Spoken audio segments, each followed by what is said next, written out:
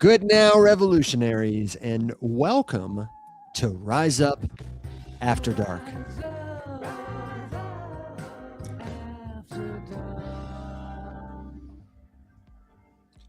Hey, and hello, howdy, arrivederci, aloha. Today is February 11th. It's Wednesday, and we are back for another episode of BYOB, DYOR, Answers to Crypto Questions and Altcoin Research.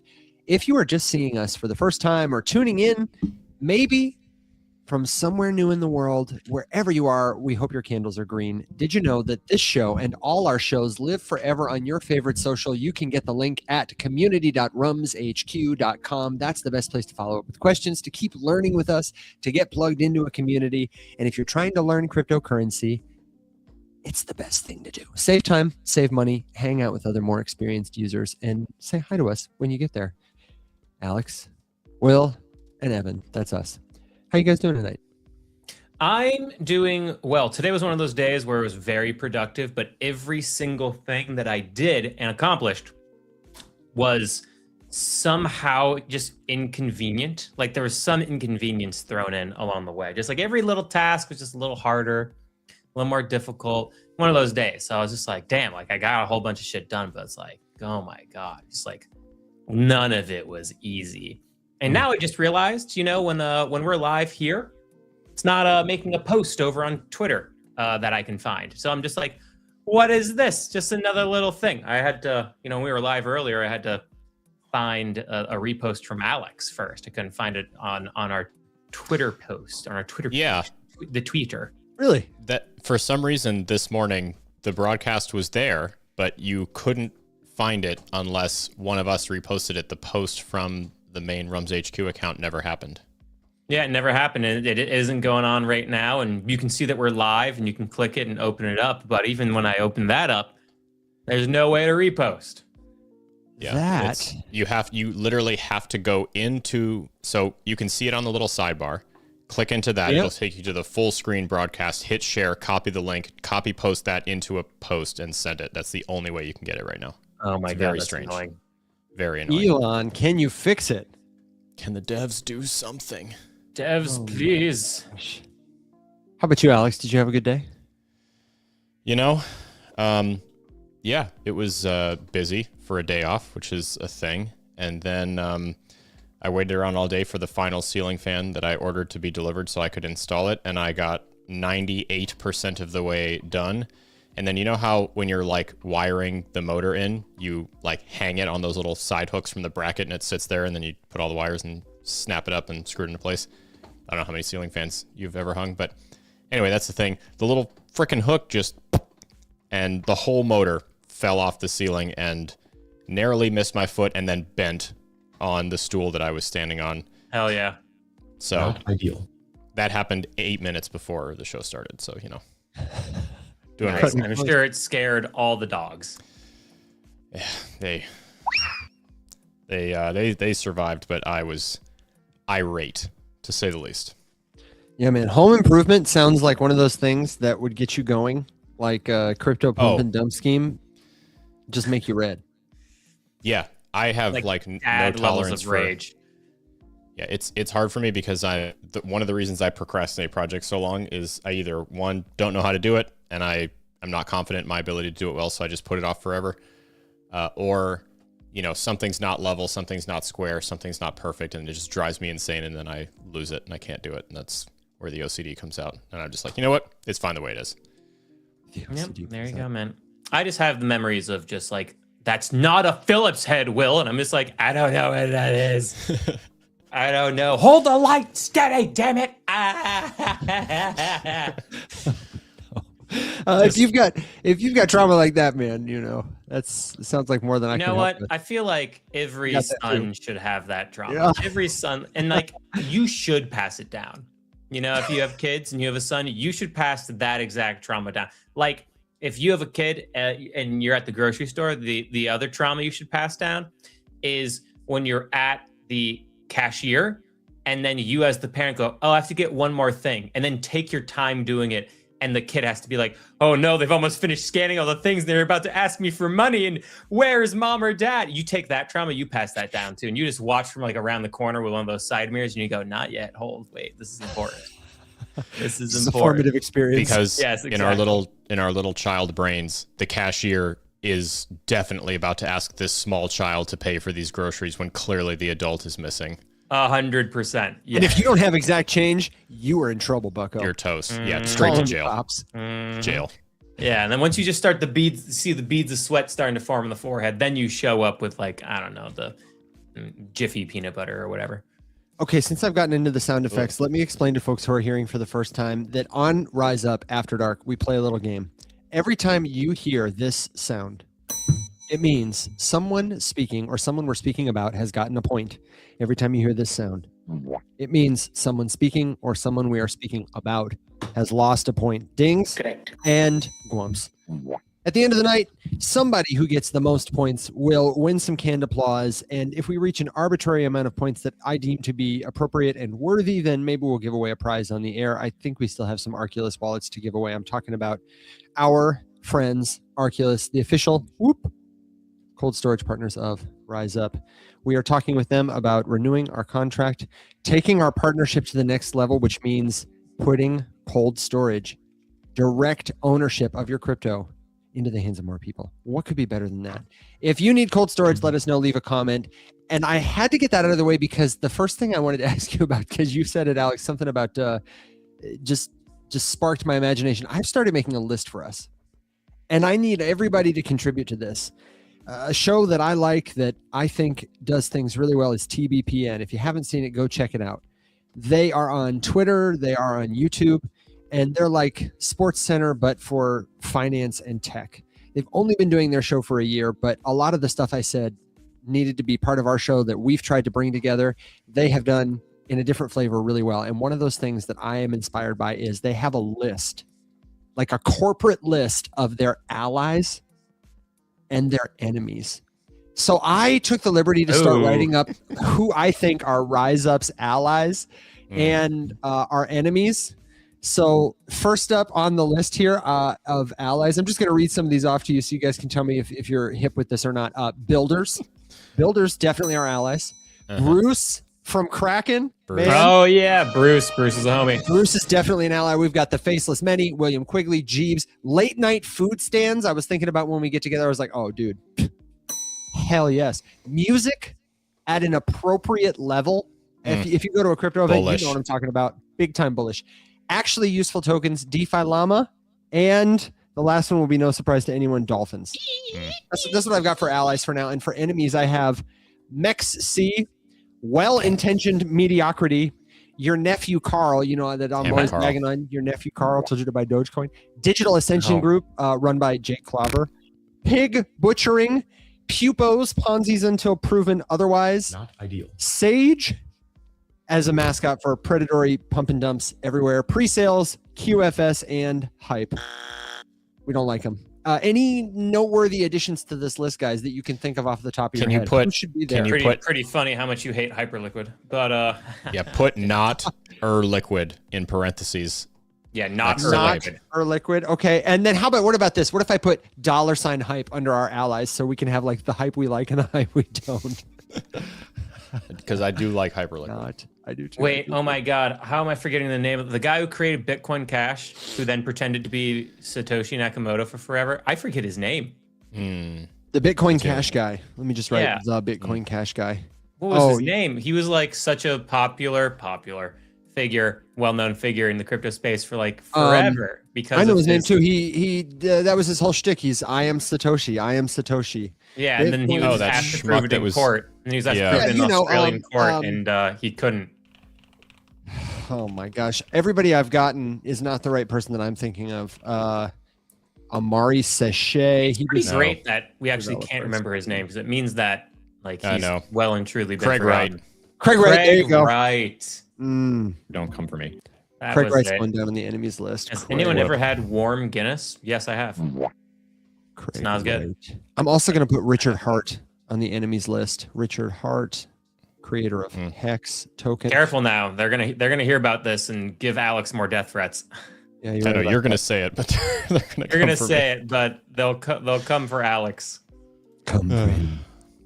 So if you think of more, let me know. We will let that live. I'm thinking on our Google Drive in the community section, and I will make it so that anybody anywhere can propose a comment. Maybe Coinbase. I don't know.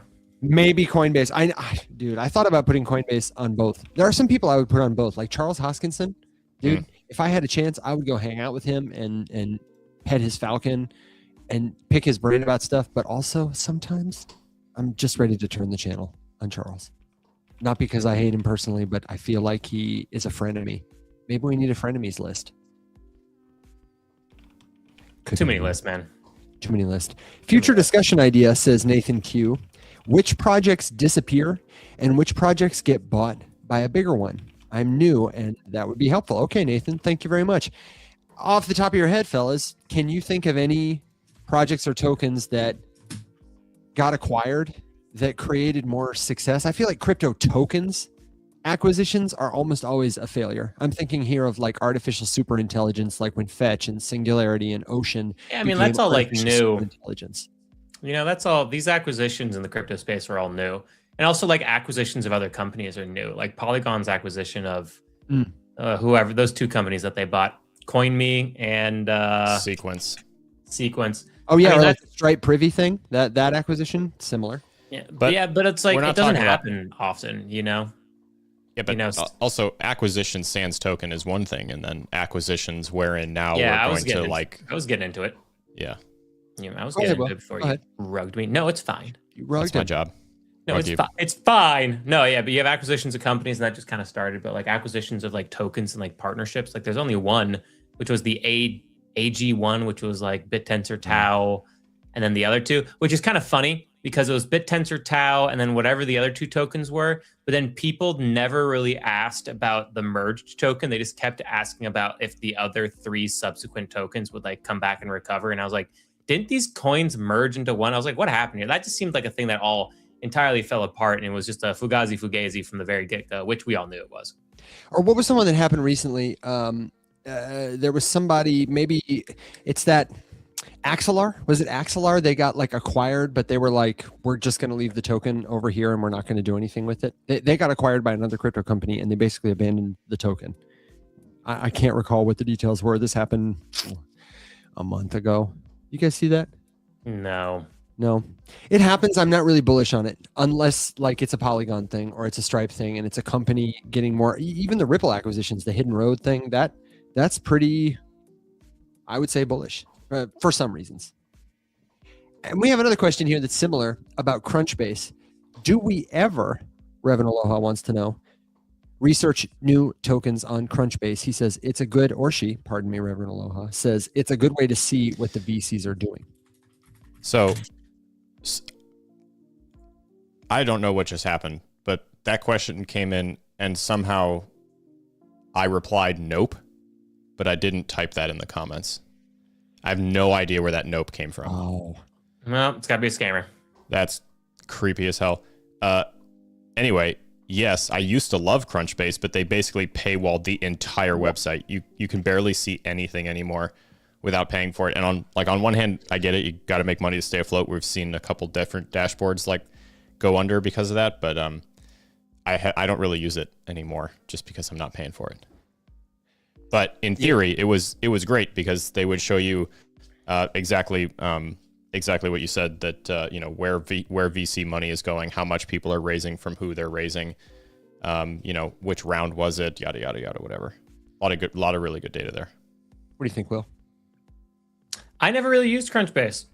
I never used it, so it's hard for me to mention it. But like, I just went on their website really quickly and I was like, start your free trial. And I was like, pay for this, pay for that, pay for this. And I was just like, okay, I just would never use this. What metrics do they give you that are paid that you couldn't get other places? I'm asking you guys. I'm asking Aloha. Anybody else who uses it? Do you know? Sorry, I just figured out what happened with the nope. Mystery solved. I was saying nope, as in Richard Hart is not in jail yet. I gave a gwump there for ghosts who say nope. Let's still pin it on the ghost because. Yeah, why not? Yeah. Fight me, ghosts. Anyway, yeah. Are there stats that you get on the paid plan that are valuable to you as like a I'm looking for early alpha, want to buy a crypto token, so I can only get this information on Crunchbase. I'm going to pay for it. Yeah, I'd be curious. I'd be willing to spin one up if it's really worth it. I just haven't. My thing is, so my investment thesis is I don't usually go around looking for new tokens. I'm not looking at press releases, reading white papers, signing up to stuff on Twitter. I usually am going to sites like DeFi Llama or Nansen or anybody who can give me on-chain information or maybe fundraising information. Like Crunchbase could be a site that I would use if I had access to it. I am looking for proof in the pudding before I buy a token. I want to see not what you could do, because everybody could be fast, everybody could be cheap, everybody could be the next Bitcoin, everybody could be banking the unbanked or whatever, but I want to see that you're doing it. Do you have competitive revenue? Do you have competitive products? That kind of thing. So potentially, if you had a tier 1 VC and it wasn't public news yet, yeah, that'd be interesting to me. Well, first of all, Evan, Jasmy is the Bitcoin of Japan. So that is the next Bitcoin. Secondly, I just feel like I can answer all the questions that I need to for researching an altcoin that isn't behind a paywall.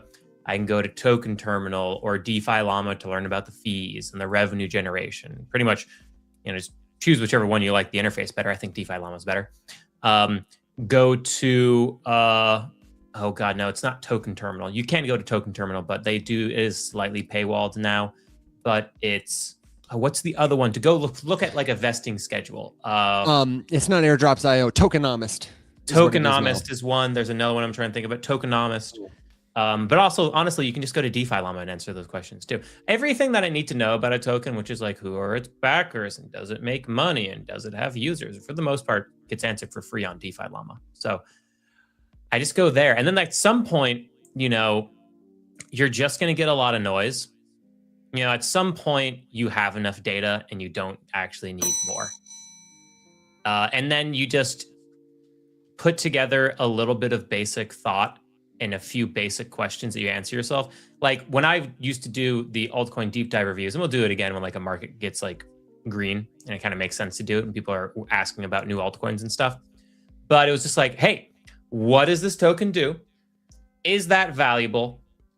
If it accomplishes it, is there a business opportunity? And does it have any opportunity whatsoever to accomplish it? 4 basic questions, typically knocks out 99 out of 100 altcoins. Yeah. Just those 4 basic questions, very simple. And when you say no to so many, you really protect your opportunity to give a better yes to everything else, is how I feel. Every dollar. Yeah. But then of course, when the market gets super, super green, it's all about fundamentals at that point. But that's a very different part of the market. And we're a long way away from that. Tiny Mandingo changes the subject with a nice muscles Will and follow-up. I'd pay 1 Sol to know Will's skincare routine. Alex says, I give the away for free. Send me the Sol and I'll tell you. If you pay Alex, you get the premium skincare tips. Alex is your inside source to Will Watson information. I hear he's got a Discord. Has a Discord inside. Yeah. Can neither confirm nor deny. Oh, damn, dude. And I'm not getting a cut of that at all. That's a discount. A skincare consultation for 1 Sol. I mean, hey, I do it for free all the time, so At least, okay, give us the quick skinny. What are we doing? What are we doing these days? What are we moisturizing with? What's our daily wash? Oh God, I changed my daily moisturizer and I forget the name of it. Yikes! Send me the Sol, I'll tell you. I made a video about it. Send me the Sol. I'll tell you. And you can pick whatever product you want. It also depends if you have oily or dry skin, what you should end up getting. So like I have oily skin. I'm a very oily man. Wow. Bathes in my Dunkin'. God, baby. Thank you. This is my daily. Wait. Did Violet just get summoned? She felt a disturbance in the skin force. Yeah. Baby, can you bring me the one with the SPF as well? Yeah, the new one. I imagine that she was just sitting elsewhere in the apartment knitting, and all of a sudden just sat up. She is knitting a sweater. Could tell that she was needed. She was needed. I know she was knitting. I use this as my moisturizer at night. It is Estera. Unsponsored. Oh, thank you, baby. Love you. And here it is, Estera. Let me see if I can get it in focus. Estera, just like that's the daily moisturizer at night. And typically I'll put a little bit of that on the bottom, and then you need a little bit of like SPF moisturizer in the morning. And so I use this guy here. It's from Innisfree. Innisfree. Let me see if I can get that right. Hang on. There it is. Innisfree. A little SPF action in there. Use that in the morning. A little dab of this, a little bit more on top here. And then at night, I will clean my skin with La Roche-Posay, a gentle foaming cleanser. Really good for getting rid of the oils. After I cleanse, typically 3 or 4 times a week, I'll use a red light therapy mask. They're a little expensive, so only do it if you have like a little bit of disposable income here and there. But, you know, they're like $350. Otherwise, you can just buy red LEDs on Amazon and stick them to something. Yeah, but, you know, yeah. And so Same shit. The Some red kind of light lizard therapy, person? and the red light therapy really does work. It really actually works. It's kind of nuts. And then I'll put on my moisturizer, and sometimes there'll be a BHA chemical exfoliant from Paula's Choice. Sometimes there'll be some retinol thrown in there, you know, not at the same time. And yeah, there you go. Solano says, the tears of my enemies prevent my wrinkles. And, Lovely. That's the we've best also way. got, Nathan says, a full regimen of Cetaphil. And then we've got, what's the mustache routine? And the Roche, what? Referring to La Roche-Posay, which sounds... It's not sexual, it's French, which means it is slightly Same sexual. thing. Hey, man. Wait, that sounds sexual and weird. No, it's French. I don't think I need to repeat myself. I said sexual and weird. A couple of good follow-up questions. One from Nathan here is about acquisitions with regard to traditional or Web2 companies. He said, do you think companies like Google, Meta, Facebook, etc., will possibly start to acquire blockchain startups, especially infrastructure companies like, say, AVAX or Ondo? I don't know. Those are the ones he threw out. But could you guys see a world where, Sony does it? They're like, hey, we're going to build our own blockchain. FedEx does it. Hey, we're going to build our own blockchain. But then somebody else could be like, well, why are we going to build our own when somebody's already tested one, broken it? Where do you think that makes sense? Where do you think it doesn't? I feel like a lot of the infrastructure that exists now. No and yes, but the thing is remember, with a lot of these crypto solutions, you just buy enough of the governance tokens and bada boom, bada bing, you own it. So, I mean, like BlackRock earlier today bought an undisclosed amount of Uniswap tokens. They typically like to own 40% of things. They own 40% of almost every business you can possibly think of. So you're probably just going to have these businesses be like, well, if you want to buy this, we just have to buy X amount of the supply, and then we own it, and we can do whatever we want with it, including burn it to the ground. That Gwump was a two-parter.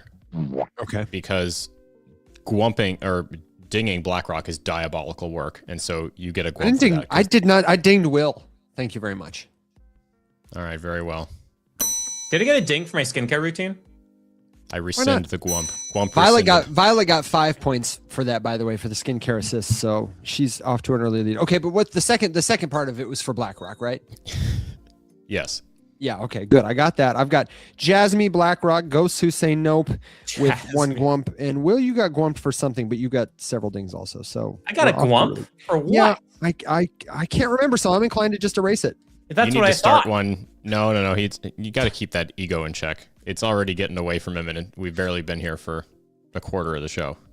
Just because sweet potato pie is horrendous, you have to continuously just earned it back like that. You think just because you can go analog with the ding? Yeah. It's better. Honestly, it is better because what happens if my button breaks? We already know my son's what happens. What happens? Fucking, this is what happens. You gotta have one of these little babies, one of these little bad boys right here. That is the move. We also have another follow-up from Stecklerish, who asked, hey, are you guys still on that whole 5 to 7 tokens train? And I don't think any of us ever said 5 or 7 or made a gospel law. Settle down. Right.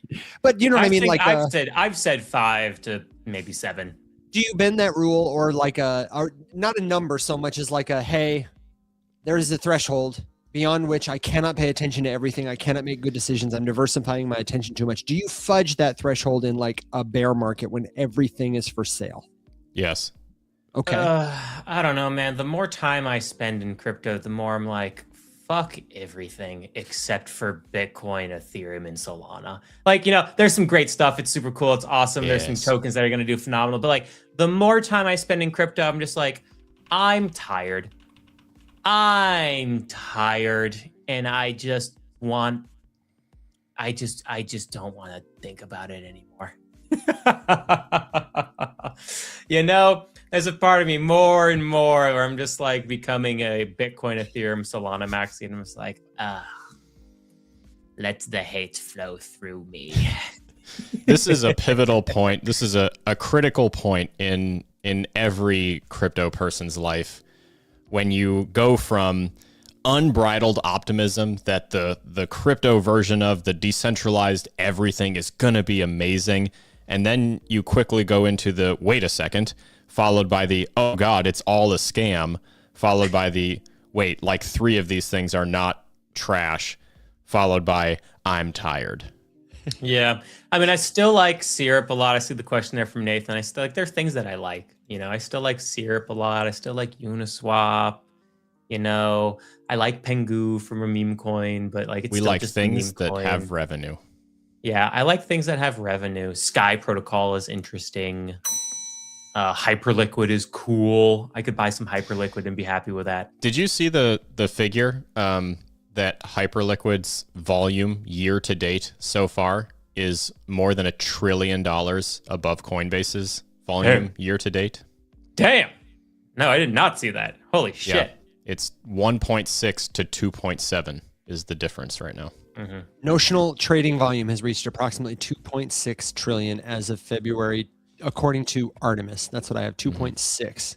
Wow. 2.6. Okay. Yeah. You know what I'm at the point of now? I'm at the point of now where it's like when Bitcoin turns green, I feel like I'm going to have just as many crypto-related stocks as I will crypto.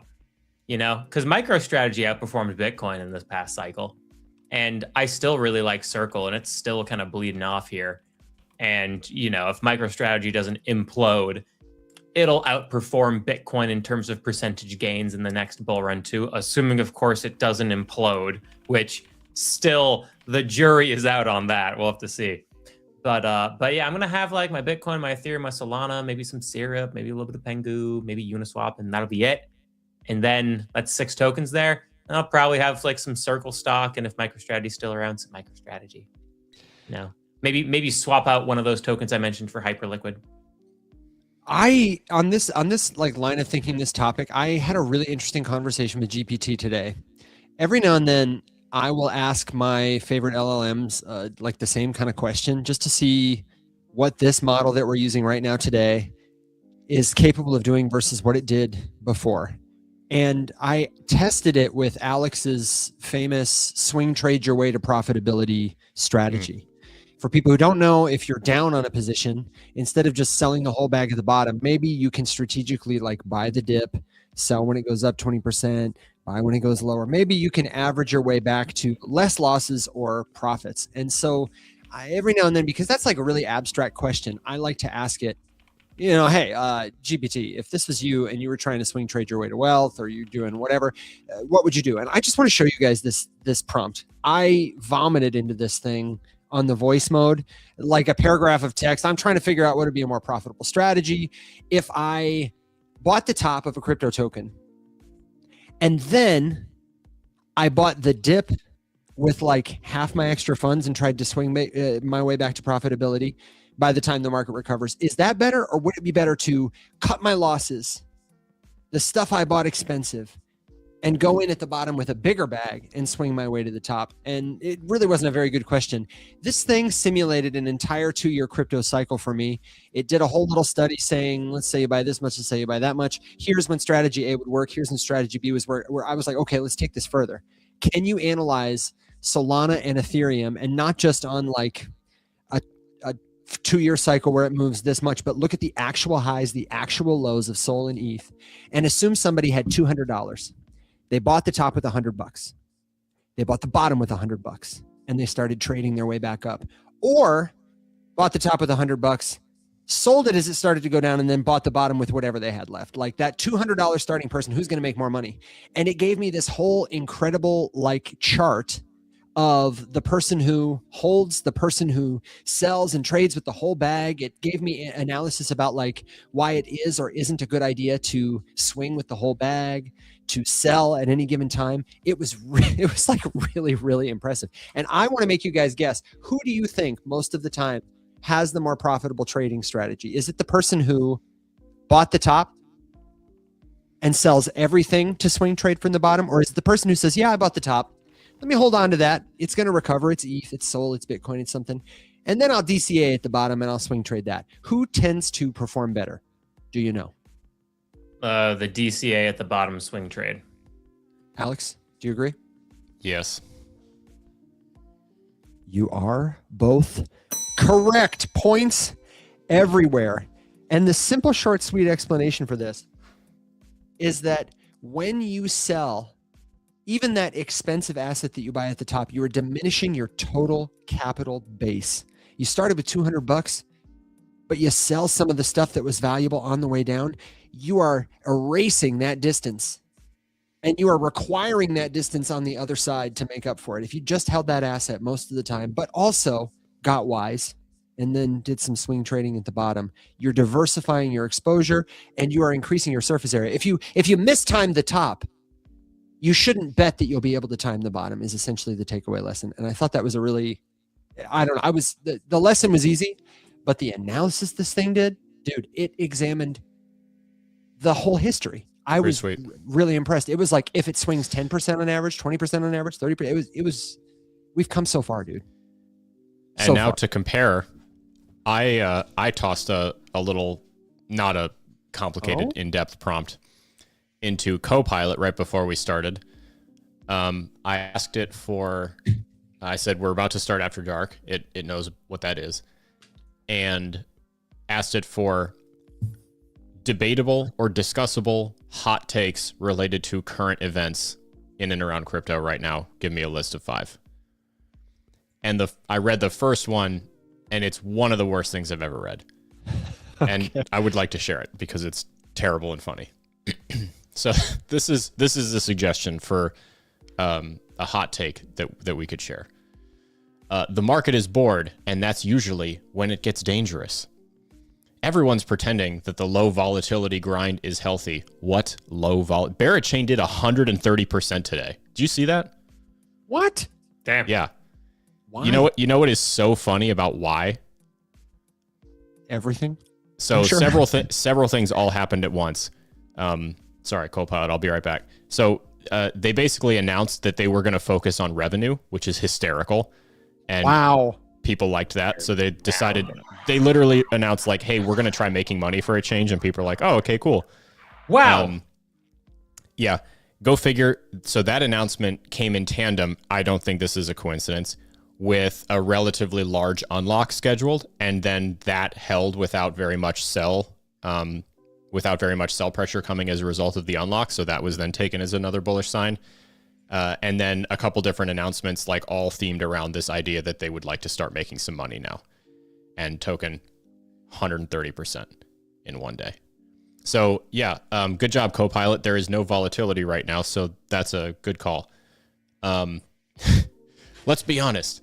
This is the kind of calm that precedes either a face-melting breakout or a liquidation cascade that wipes out half of crypto Twitter's favorite influencers.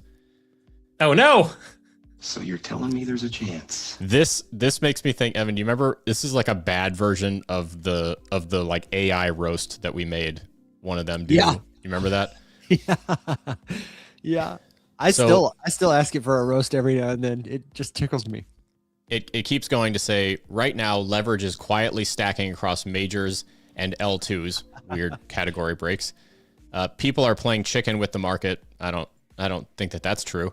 And historically, the market wins. Sure, I'll give you that. The hot take, this is funny. The next big move won't be triggered by macro. It'll be triggered by some DeFi protocol parameter that no one thought mattered until it does. Wow. I don't think that sentence means anything. But it's deep. No, but it's a really good tweet. You should tweet it. It'll pop off. Dude, Yeah, nothing it's a good means tweet. anything. So everything can mean something. Can mean anything. That was one of the most annoying things you've ever said. Don't come. Yeah. I I hate think that. it was profound, man. I hate No, that. And I no. just like, I reject the idea that you can just say vague nonsense and call it profound. there it is. Was that for me? I got to go on? Yeah, Damn. don't you try to read me your budget fortune cookie and tell me that it's wisdom. I'm going to tweet that right now and see if Twitter agrees with you. That's what I'm going to do. This could be the most embarrassing thing I've ever done. Could But be, or I'm it willing could be to do the it. greatest tweet you've ever tweeted. Everything means nothing. Therefore, anything can. What I say? He's live tweeting. It's gone. It's floating in the Let me wind. try this. Let me It's try for this. the best. Nothing means Let it go. anything. So everything can mean something. Even reading the words on the screen, I'm like, don't But get me then in. put like a dash and then for like the quote and then say Pam Bondi.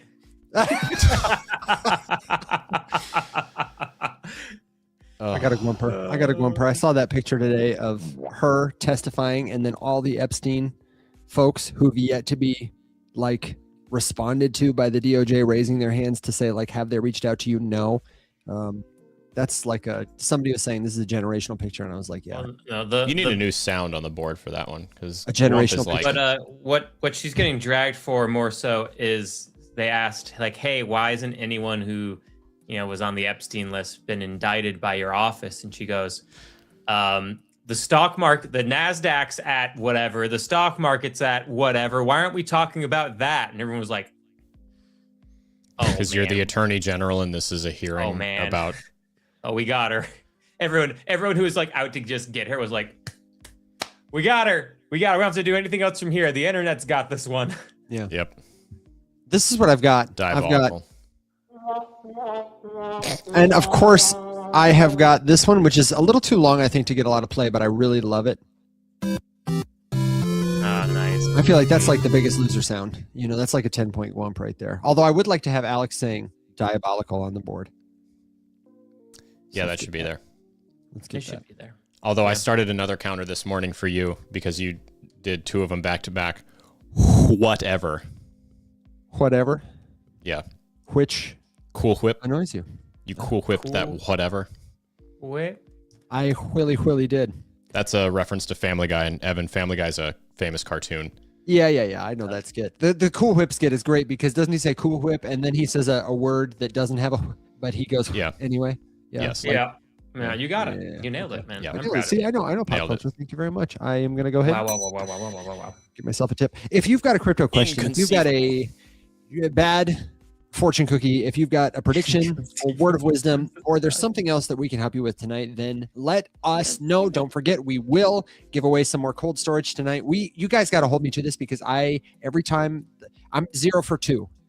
The last 2 streams I've promised to give away an Arculus, I have unintentionally turned us off before we actually gave one away. So we are going to give one away tonight. Somebody who's watching the stream live now, they can win. And somebody who is listening, who is a premium member, will win tonight also. That means if you're listening in the future, hello, we hope your candles are green. You could win an Arculus wallet tonight because you signed up for a premium membership at rumshq.com. You get so much more. You don't have to spend a dime to learn with us, but if you sign up for a free premium trial, you get 10 days free to test the goods. Then for $30 a month, you get free access to all the written texts we've made and all future texts we publish about things like how to do a gut check and reset an underwater portfolio. You get discounted access to every live or recorded class we have or ever will do. You get discounts on coaching, and you get free, effectively, group coaching at office hours. You get to come and hang out with us and ask us anything or just, chill. We have some of the best conversations in office hours. I mean, Alex, you tweeted about it a couple weeks ago. We were going through staking, like how to stake Polygon tokens on the Ethereum network. We talked about, I think, swapping into and out of different assets that you might lend on Camino, maybe was that day. We did a number of things. We're always doing stuff. We've been over the DCA on river.com. It's a great place if you want to accelerate your learning journey and you want to do it with us. The premium membership is the way to go. You can cancel anytime, and when we have giveaways like this, we really try to say an extra thank you to them, because the premium folks, they really are the best part of what they do. And also, since I see some of them here, let me say thank you to Seavish, to Bearded, to Radio Dan, to Carol, to Jessica, who got the first free round of premium memberships thanks to the Community Scholarship Fund. If you haven't yet, send Tori a message and we will make sure we get you a coupon so that you can stop paying and start enjoying the benefits of free premium. And now, back to your regularly scheduled broadcast. Where do you want to take it, guys? Did I miss something in the comments? I didn't see anything too much in the comments, but I am curious because it's an interesting conversation. So like we have sponsors for this show, right? Everyone, like for everyone who may not be watching, currently we're actually engaged. Not right at this exact second. Yeah, at this moment we actually have none, but we're in contract, renewals and all that kind of stuff. But we've had Arculus, we've had Polygon, we've had Jito, the White Whale Unlock Protocol. At one point we had Banana Gun. You know what? That was a fun one. Very briefly. But I'm curious, Evan and Alex, kind of who's on your top list for who would make really good sponsors for the show? Kraken would make a really good sponsor for the show. They'd be good. They have really good products for new people. They have money, but they make really good products for new people. So it's like being able to onboard more people to a more friendly ecosystem than Coinbase. My personal opinion, has cheaper products, would be good. So Kraken is top of mind for me, but when I think of other ones, I mean, Uniswap would be cool. I don't know, Aave could be cool. But Kraken is, for me, a centralized exchange is where everybody just about starts. So Kraken would be dope. DeFi Carrot would be dope if they make some money, but if not, I'll continue to take really dope merch. People in podcast land, Alex finally got the carrot hat. I mean, Will finally got the carrot hat, and boy, I meant to say Alex can't stop coveting it. Yeah, baby. I gotta go put some money over there now. Dude, you were doing that hat a favor. I don't know who's modeling the hat right now on their homepage, but I'm telling you, they don't make me as bullish as you, dude. You got to get I have my first practice photo shoot on Sunday, so I'll let you know how it goes. But anyway, I'm curious, what sponsors you guys would think would be good sponsors for the show? After you, Alex. Well, just because a prerequisite for being on that list is a thing that I use and enjoy using, and thus could speak about authentically. It's pretty much just a big list of my DeFi route on Solana right now. So I would say I would agree with the comment that said Jupiter. Jupiter's killer. Jupiter would be good. It's my go-to every single time. I look at the trading fees on every platform. I'm like, why would I pay anything more than gas? And then I just go to Jupiter and buy it there instead every time. D-Bridge is excellent. Never had an issue there. Used it dozens and dozens and dozens of times. I mean, the Ethereum Foundation would be killer. Sure. Yeah. Especially even through a group like Octant, would be a lot of fun. I think that products like Camino and Hilo and picked Jito, went after Jito for a reason. Hilo is newer for me. I haven't used it as long or as much as any of the other ones, but for sure. And then, everything that you said, Will, I'm pretty firmly there. Who else? I would love to have Pudgy Penguin because they actually make consumer products. Yeah. I think I still think it's hilarious that in a world where we have so many large scale, very heavily funded games dropping, the best one of the year by far was a mobile game that almost no one knew about before it dropped. Yes. Oh yeah. The Pudgy. Mm-hmm. Pudgy World? Pudgy Party. Pudgy Party. That's Pudgy Party. Yeah, genuinely fun. If you enjoy little mobile games like that, then it was really over good. Over 1 million downloads. Yeah, I'd love to have their sponsorship. I'm so very curious to see what they actually really turn Abstract into, their layer 2. I'm very curious to see what becomes quiet lately. It's been I I've been seeing a lot more criticism of it online. It's actually really nice because before it's just like a lot of like pudgy penguin like hype boys and girls, and now they're actually like, hey, these like gamblify games are like cool and all, but how about we build some stuff on Abstract that isn't extractive or built solely for the purpose of fun? How about like some things for wealth generation? You know, so there's been like a lot more criticism of like, hey, let's get some traditional DeFi stuff on Abstract too, you know? So I feel like that'll come.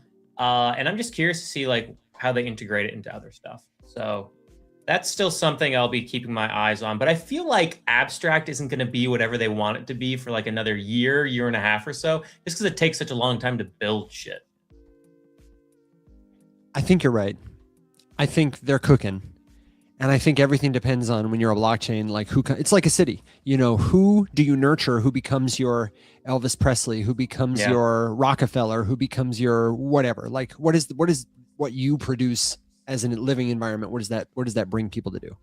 Yeah. But again, Alex, to your point, it's like, I want to be sponsored by things that like I use. I mean, like you can see in my back corner here on the big screen, like I have Pudgy Penguin merchandise, not because not because we're sponsored by them in any way, shape, or form, or we have really any relationship at all with them. I just think it's dope and adorable and it's cool. So like I liked the stuff and I have a bunch of their cards and things, and I think it's really cool. So like, I really like the IP. But what was I gonna say? Oh, I'll mention this also for airdrop farming. And Alex, I want to have you finish your thoughts for sponsors, and Evan, I want to get your opinion as well. I'll be brief. For airdrop farming, I have been getting points on Abstract. So I took for me, it was $1,000, and I took it over to Abstract like a number of months ago, and I just like turned it into like a bunch of random crappy meme coins. It's all like the $1,000 is now worth like $300 or something like that. But I've just had it over there in my Abstract wallet, and it's just been earning me points. And so I'm in like from bronze tier into silver tier, and each tier up you go, eventually there's gonna be an airdrop. So if you guys want to do some airdrop farming, you can earn points on Abstract by hodling over there with like some coins. You could take like some Pengu or whatever and just like leave it in a wallet and yada yada. Or you can actually go and interact with the games and stream there and engage with streamers and stuff, and you can earn points that way. But the Pudgy Penguin community is very well known for having very aggressive and very generous airdrops to people who use their stuff. So I'm making sure I'm in that play for that airdrop. So just FYI. But Alex, was there any other potential sponsors that you think would be a good fit for the show? You had D-Bridge, you had Jupiter, you had a few others. Yeah, I think Drift and Hyperliquid are also solid platforms. I would like more personal experience with both of them, but the few things that I have done in either place, great. Wallets, I've been very impressed with my onboarding experience as a new Rabby user. I didn't really have a reason to switch to a different wallet that did EVM until pretty recently, when I just had like one or two things that happened with Phantom that just annoyed me, and I was like, I got other options, why not try something else? And I'd heard about Rabby a lot, switched it, ran it up, and now I'm like, oh, this is great, this is excellent. Soulflare, big fan. Again, I said the Ethereum Foundation, I would say the Solana Foundation as well. In the news more and more lately. Well, and of course, right now, everyone is at Consensus Hong Kong. Big sad, but that's happening right now. So I would expect more continued announcements out of all of that. But no, for me, it's the profitable revenue generating DeFi ecosystem on Solana specifically. On the Ethereum side, it's EtherFi, it's Lido, it's the Ethereum Foundation. It's Anchor. Anchor is not just Ethereum, but they're killer. Have a really good experience too. I thought that was really easy. They passed the mom test, so that was fun. I don't know. There's like so much stuff. I think that's probably my go-to list of like stuff that I use regularly. Then there's like stuff that I've like toe dipped into, when it becomes more relevant and stuff like that. But just in there, that's a lot.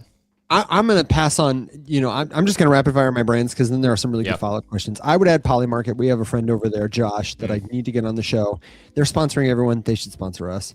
I would also love, everybody you mentioned is great. MetaMask, River.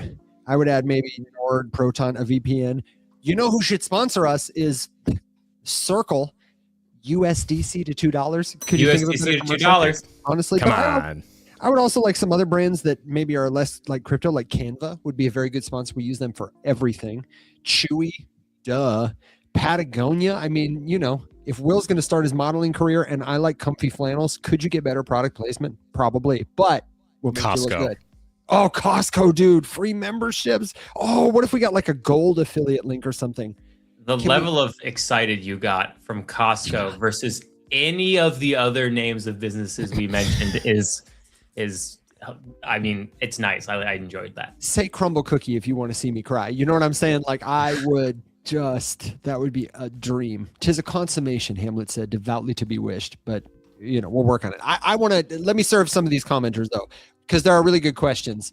And as I pull them up, I'm just going to linger on this screen share. Shout out to Tig, one of the official Rums Clippers. He just put together a really killer collage highlighting a year of Abstract Chain. Abstract has only been around for a year, but they have really hit the culture play, the fun play hard. Luca Nets says at the start of this clip, let's bring back fun. Let's go all in on fun. And Tig put together a really intense, great montage of all the different streamers who are there, a lot of games that are there, the culture that's there. It's a strong cultural chain. The questions, though, come from folks like Jay Heat, good to see you always, brother, asking, how does one even go about finding the Ethereum Foundation or the Solana Foundation? Do they have a physical building? They're a network state. Where do they live? How do I call them? The foundation? Yep. Yeah, that's a great question. I know they have offices. I don't know where their headquarters is. I know they have one. I feel like it's in Europe somewhere. Probably. We should know this. We should know this. I mean, your best. It's either in Switzerland or in the Caribbean, or wherever Vitalik happens to be right now. That's their literal headquarters. his mom's house. Where is the Ethereum Foundation headquarters? Let's find out. And the Solana Foundation, similarly, I wouldn't go there. Zug, Switzerland. Nailed it. What did you just say? Zug. Zug. Come on. Is it Zug? It's Zug. Zug. Oh, like as if we're gonna know that. Don't ever say Zug again. With a Z? Suk. Suk. Is that the equivalent of saying what instead of what? Suk. No, it's Zug. just how it's pronounced, man. I don't make the rules. Okay, Heidi. Yeah. Hey, guess where the Solana was Foundation Zug was diabolical. Guess where the How's it Solana spelled? Foundation How's is it spelled? headquartered? Do you want to know? ZUG. Yeah, Z-U-G, like bug. Sounds like Zug. That's Zug. With a Z. That's Zug. Maybe Zug. Could Guess be where the Zug. Solana Foundation is headquartered, everybody? It's headquartered in The Virgin Islands. No. Bermuda. It's headquartered in Zug. Man, Thank you. Zug. Will. Zug all over the place, man. Specifically, it's at Darmstrasse 16, 6300 Zug.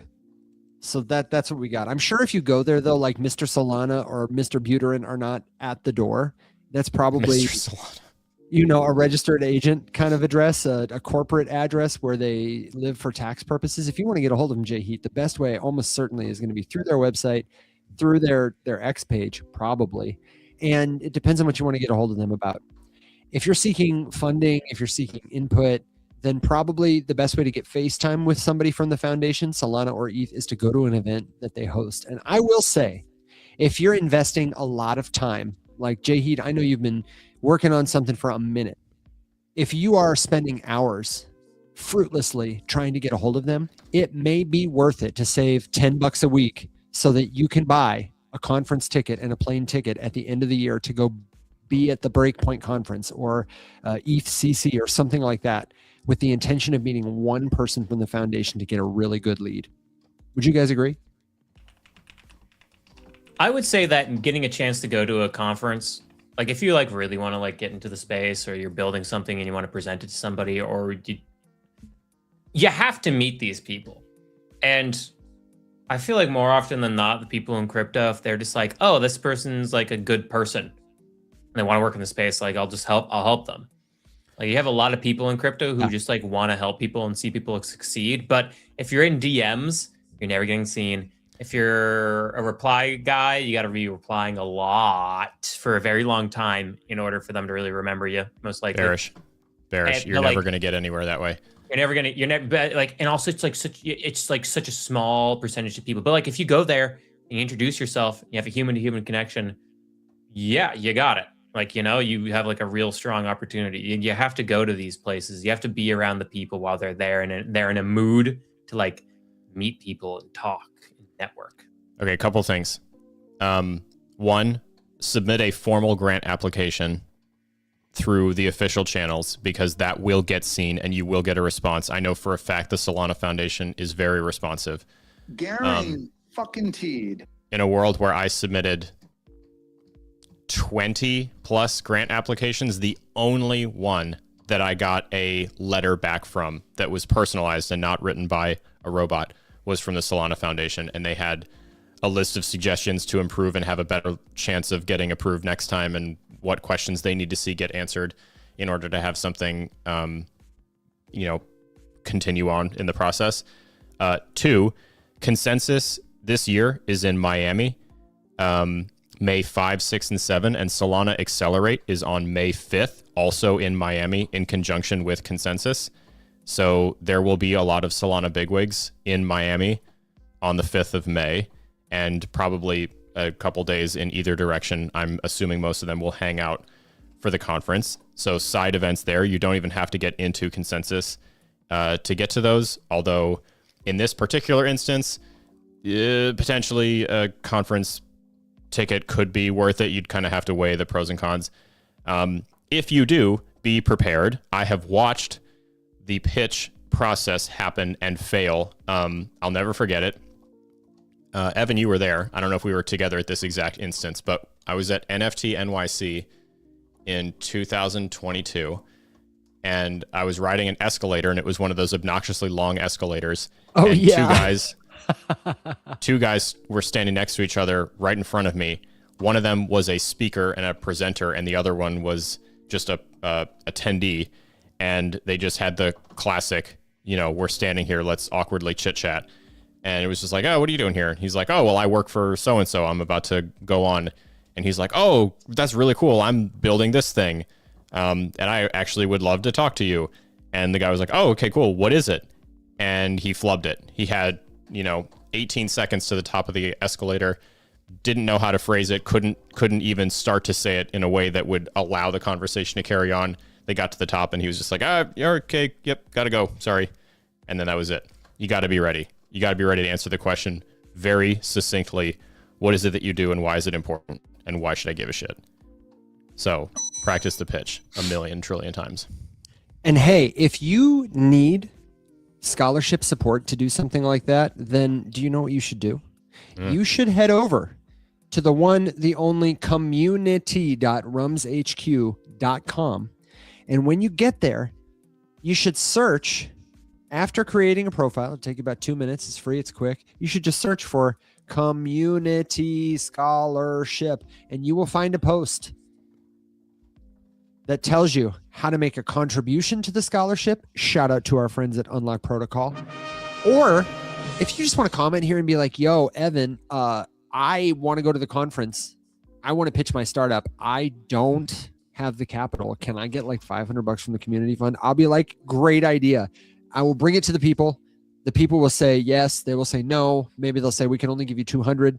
Hopefully that helps. Whatever. Or we can probably call somebody. We probably know somebody over there at CoinDesk that puts on the Consensus conference. At the very least, I would be willing to bet that we could reach out to them and say, hey, we have this educational community and a lot of people want to come. Can you hook us up with some free passes or some discounted passes, a promo code or something? They will do that.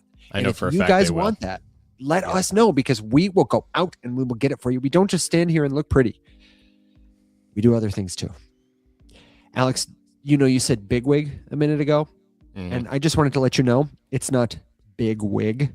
It's big. No, actually, no, there's a soft, subtle tss right at the beginning. Speak. Speak. Speak. Wig. Speak. Speak. It's speak. Speak. Oh, thank God he's gone. Alex just had to rage quit the stream. I'm sorry, we've offended his people. You Yeah. genuinely pronounced it wrong. It's Genuinely, So Zug. wrong. It's Zug. I know. I will never do that in front of I would have your let it family. fly if you just said Zug, but like Zug was diabolical. It's There's no other word for it. Z-U-G, okay? If it's you're just real reading gringo. that, that's Zug. That's the most obnoxiously American mispronunciation I've heard in a long time. Well, you know what? Maybe Zug should step up their game a little bit and get on They're our doing just notice fine, board. You know, Buttercup. get on our notice board. You know, I'd never even heard of this place before. Switzerland is doing just fine, Pipsqueak. Hey, speaking of funny things, I Yeah. wanted to shout out this joke from Cody in the community. He said he got a good laugh earlier today in his CPR tourniquet training. And the piece of wisdom he got was, no matter how bad the head wound, don't put a tourniquet on someone's neck. Yeah, don't Correct. do that. That is indeed. Correct. Unless you're trying to have an interesting time. Unless you're into that. Unless The So you're- you for write it the is time on their forehead Banana gun. and sign it. Tori said, I can't wait to mispronounce things around Alex more. Alex is a great friend to have if you don't mind picking on your friends' pronunciation. Oh, Wait, man. I wait, can't wait till we're all hang on a together next second. week. List of Wild. cities next in week. Switzerland. Oh God. Oh, shit. Oh, shit. Zurich, Geneva, Ooh, I didn't know they have Art Basel in Switzerland. Art Basel is the They name have of the city. Bern. Oh, Bern is the capital. Interesting. I didn't know Yeah. that. Yeah. Yeah. Burn. Bern. And then, ooh, this one's very French. Lausanne. Lausanne. Why did you try so hard with that one and you're still comfy with Zug? Because Zug is Zug. All right. This is Lausanne. This one's clearly French. This one's Lausanne. Is it Lausanne? Lausanne? Lausanne. Are Lausanne. you talking about Lucerne? No, Lucerne? Lausanne. Oh my God. Don't. Wait I've a never been there. second. Oh, okay. Wait a second. I just want to show you guys ethnocentrism in real time. And for the people in podcast land, you should be able to hear this just fine. This is Google's result for pronounce ZUG, Switzerland. And it's got the handy dandy pronunciation. It does say American pronunciation here, though. And it goes, Well then, Zug. Zug. Zug. It's So let's see. Let's see. Oh, but they also have the British pronunciation. why isn't the Swiss pronunciation? I don't know. I'm going to go ahead and give them because we speak American. I'm so bearish. ethnocentrism, baby. Google speak I'm giving American. ethnocentrism a glum. Also, it's the Gulf of America. So, like, of course, it's Zug. It's now Zug. Congratulations, Switzerland. You have a new name of your town. It is Zug. Awful. I think my favorite name for a place in Switzerland that I'm seeing is Winterthur. Just Winterthur. Sounds very fun. Is a good Sounds is a like a good time. blend. You have three different cultures that all mix there: French, Italian, and German. Almost like Europe is the dangerous continent in all of human history, except for recently. It's almost like If you they've want been more- fighting and taking countries away from one another for thousands of years. We have If you want Lugano. more- Is that in Italy? if No, you- it's in Switzerland. I love cutting off Evan. It's We have okay. It's Biel or okay. Bion. We have Winterthur, which is obviously a little bit German. So if we you got look at Zug. no, if you look at No. Locarno, which is in the south of Switzerland, close Yeah. to Pokemon. Lugano, and Ascona, that's where my grandparents live. Ooh, sounds nice. Oh, I Yeah, found it's Zug. very It's nice. a financial center Yeah, no near shit. Zurich. Yeah, big time, dude. Yeah, who I would've did thought know it? that. Oh, dude, Montreux, known for its jazz festival. We should go to Montreux. Anyway, guys, this Let's is go, this is man. a cryptocurrency show, but now we're just sponsored by Switzerland and Yeah. the city of You should- Zug. Oh my god. Oh, Swiss Le Chaux tourism? de Fonds, a watchmaking town. Oh, well, that sounds interesting. The Swiss are known for their watches. If you want to hear Will do more mispronunciation, Dora. ASMR, You're gonna have to subscribe to his OnlyFans because that's the end of the segment. Thank you, Will, for the preview. Just $5.99 a month, and I hear feet pics are only $3 more. If you've got a crypto question, leave it in the comments. Jay Heat says Monday is coming fast. Jay Heat, are you going to go to Denver too? I'm traveling out there myself Sunday. The guys are getting there this week. We are going to be live. I want to tell you this. If you're in Denver, I heard Stecklers might be coming through. If you're in Denver, we're going to be hosting our guests and friends for Rise Up Live. And one day it's going to be at the conference in their podcast studio. Friday, the next. So like a week from this Friday, the 19th ish, we'll be at the event center and we'll be in the podcast booth. We're hoping to get a bunch of cool folks to do an episode of Rise Up Live. It may not be live streamed, but we'll broadcast it to you later. And we'd love to see you there. So let us know if you're going to be in Denver, in town, you want to meet. Transmutationist is going to be there. I love it. Steckler says, I am not. I got an audit. Oh, no, I'm so sorry to hear that. Audits, get a glump. And if you've got a crypto question, then of course, let us know. I did see, is crypto ever coming back up? Can we speak to the folks who are new to the group, new to crypto, and they're experiencing a real significant downturn or correction, maybe for the first time? What would you say to those people? I'd say there's no guarantee that anything comes back. However, there's 4 previous bear markets, or is it 3? 3? Hang on a second. Let me go back on the chart real quick. Is it 3 or 4 now at this point? Is this the 4th one or the 5th one? Yeah.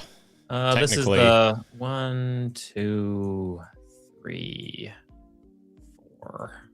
Dang. If we're talking about like just Bitcoin, but like things that bear markets and bull market cycles that involve more than just Bitcoin, then yeah. Yeah, but I mean, like, hey, most every altcoin will never see its all-time high ever again, so just be aware of that. But Bitcoin has a history of making all-time highs within this like 4-year cycle, which has, surprisingly to me, held up so far. So far, the 4-year cycle is right on the money. So these bear markets in the past have lasted somewhere between your 8 months to just over a year. We'll see how this one turns out. Everything can be a little different. I mean, but Bitcoin does have a 500 days. tendency. Yeah, it could be 500 days. Bitcoin has a tendency to rebound. But your precious random altcoin that was promising the moon probably will never see an all-time high ever again. And there's a very select few of cryptocurrencies that ever will get to their all-time highs ever again. But you can be rest assured that the attention of liquidity will at some point be redirected towards crypto again. Bitcoin will start to rally, altcoins will start to rally, the Ponzi schemes will come back, the scams will come back, the new coins promising XYZ will come back. You'll have a 100x gain here, a 20x gain here, a yada, yada, yada, right? The good times will come back again as the attention of the market and liquidity again focuses on the environment that has volatility, and Bitcoin and crypto certainly brings that. So it will come back eventually. It's just a matter of when. Historically speaking, you probably got about another 6 to 9 months of waiting if we go by historical trends. Alex, anything to add? Not really. I would echo what Will said, that you need to be very critical and objective about altcoins at this point. So forget any emotional attachment that you might have to any specific ones. Try not to think too much about what they've done in the past with regards to price. And I know that it's not a fun thing to do. It often, like if you're sitting there and you're trying to figure out whether or not you should be doubling down, or how deep your conviction in altcoin X, Y, or Z or whatever it is goes, and you try to look up some bad news about it and see how that makes you feel. If it pisses you off, then you're emotionally invested, and that's a bad place to be. So just now is not the time to like double down on a conviction that you can't justify if you don't have the ability to be objective and critical about it. So take the ones that you feel kind of married to and take a really, really, really good look at them and watch what they do now. I always say, every time a bear market comes around, like now's the time to start like watching how companies react and what they're doing and what these projects are talking about. Are they going silent? Are they cutting off all spend? Are they stopping messaging? Are they trying to pivot? Do they, what's the revenue looking like? Keep an eye on all these big protocols on the Llama and see what their money's doing. Is it, a drop off is to be expected, but like, is it completely disappearing? Are they shutting down pieces of their operation? How much runway do they have, if any? What's the TVL changing, looking like? All that sort of stuff. It's the time to be objective and dig deep. You should be trying to prove your thesis wrong more so than you should be trying to convince yourself that you made the right choice. Damn. Correct. That was hard. That was a bar. And remember what GPT showed us earlier tonight from the announcement. Yeah, right. Nothing means anything, so everything means something. Profound. Is the thing from the analysis tonight was, if you are holding a valuable asset, even if you bought the top, hang on unless you need that money for groceries. But if you're not holding a valuable asset, don't be a victim to sunken cost fallacy. Most crypto tokens go to zero. Most new crypto investors, especially not experienced venture capitalists, not tech startup founders, if you're just like a barber or a doctor and you're getting into crypto for the first time and trying to pick winners and losers in the next low cap gem, I have bad news for you. The token you picked is probably, if its name is not Bitcoin, it's probably going to zero. Just the odds are that it's going to zero. I don't care what it is. So you need to just invest in your education, invest in your literacy. Maybe stick to Bitcoin as you learn, stick to stable coins as you learn until your own conviction develops. Don't sell out of that Bitcoin necessarily, but let it be a valuable, painful lesson to you. If you need to buy groceries, maybe you should sell some, but it's a long, boring path to wealth. What is that saying? The road to heaven is straight as the gate and narrow is the way, or something like that. Yeah, that's kind of how it is with crypto too. Yeah, tweet it. Profound tweets. Tweet it. Whole bang Profound thread. tweets. Well, this should be a trend. Just the most profound things we say during Rise of After Dark, we have to tweet. Our audience All just that on it. tanks. So Yeah, I'll use this. audience gone. I'll use this as an example. From Antonio on TikTok is asking about Chainlink, and is it good? And I said, what do you think? And he said, yes, I think so. I have a big bag in it. So this is exactly what I'm talking about. Without sharing an opinion about Chainlink specifically, if the immediate reaction is, I think it's good, I own a lot of it, that's not a good reason. So Correct. let's stick with Chainlink as an example. Because if someone asked me, there was another one like, just tell us. No.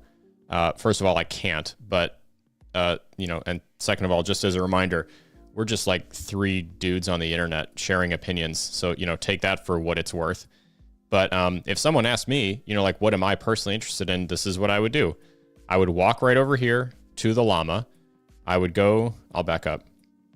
I'd go to metrics, which is the second option on the big sidebar menu here. I would scroll down to the fees and revenue category, and I would look for, there's a couple different ones that are really good. It was just, where's the net revenue? Net.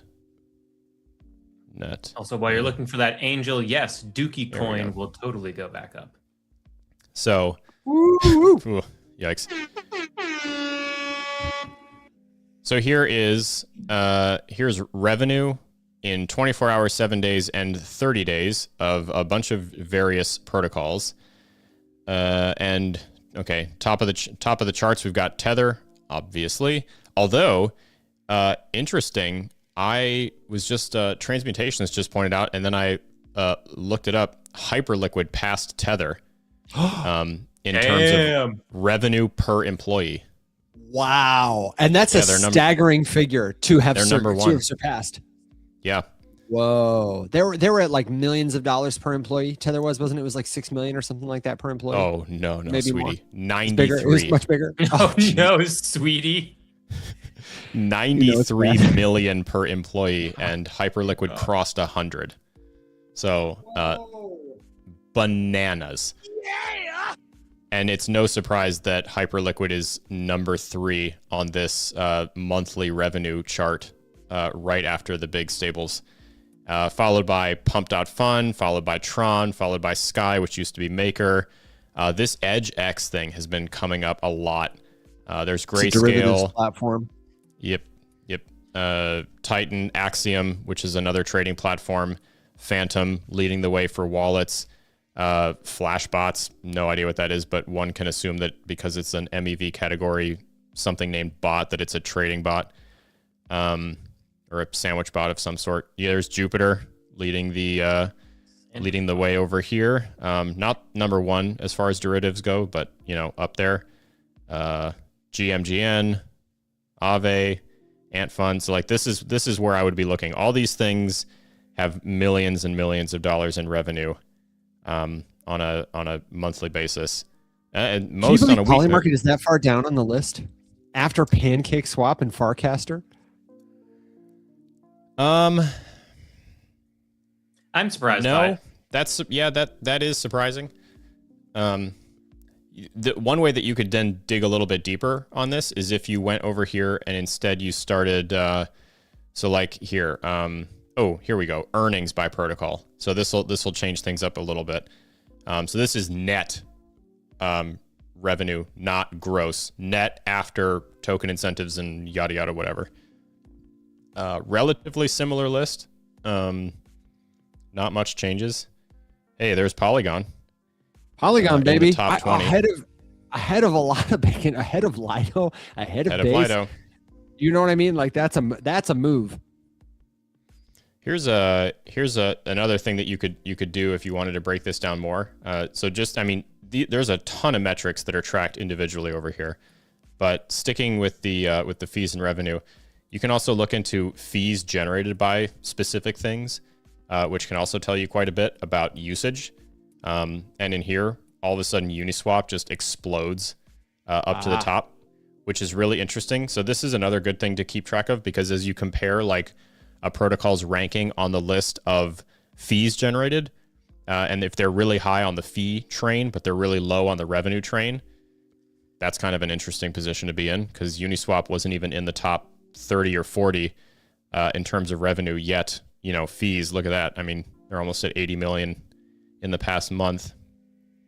Aave way higher, Lido way higher, Tron falling, which tracks. Fees are really cheap on Tron. There's Solana. There's and Solana and ETH right on top of each other. Although with a $10 million monthly difference. Although this week, Ethereum outperformed, so that's kind of interesting. But yeah, a lot of really good stuff. But this is exactly what I would be doing if I was trying to figure out, like, okay, well, where am I interested in parking attention and trying to build conviction and doing some investigating, like in a time like this. I'm going to be charting and tracking those fees and revenue figures over the next month, 2 months, 3 months, and kind of watching for trends. Who's continuing to keep doing stuff? If so, where's it coming from? And how can I participate in that? And that's where I'd be focusing. Excellent. Practical, tactical. That's what we like you for. I don't think I have anything to add, because that's pretty much what I do. I don't think I have anything to really add to that too, unless you want me to read off more European. No, what I want you to do is I want you to roast. I really truly Robot don't. Steckler's. I want you to roast Robot Steckler's portfolio. He said again, there are a lot of tokens that I like. He mentioned Poly when we said Polygon, Paul. But I already have sizable positions in too many positions. It doesn't feel like something I ought to do right now. And he read out his list: AVAX, Link, HBAR, Algo, Uni, Recent, and 10 Sol. Stecklerish has a famous 10 Solana tokens that he has had forever, and he's not bought more and he's not bought less. I actually didn't think it was that many. For a while, it was none. And then he got one. Now he's got 10. So let me just say first, proud of you. I feel like it's not for me to tell anybody to buy or sell or anything unless they're in an absolute Ponzi pump and dump or something like that. I feel like I don't pay attention to several of those tokens, but it doesn't mean they can't work for you. Do you want to roast him? Do you want to give advice for adding positions? When does it make sense to add positions and when doesn't it?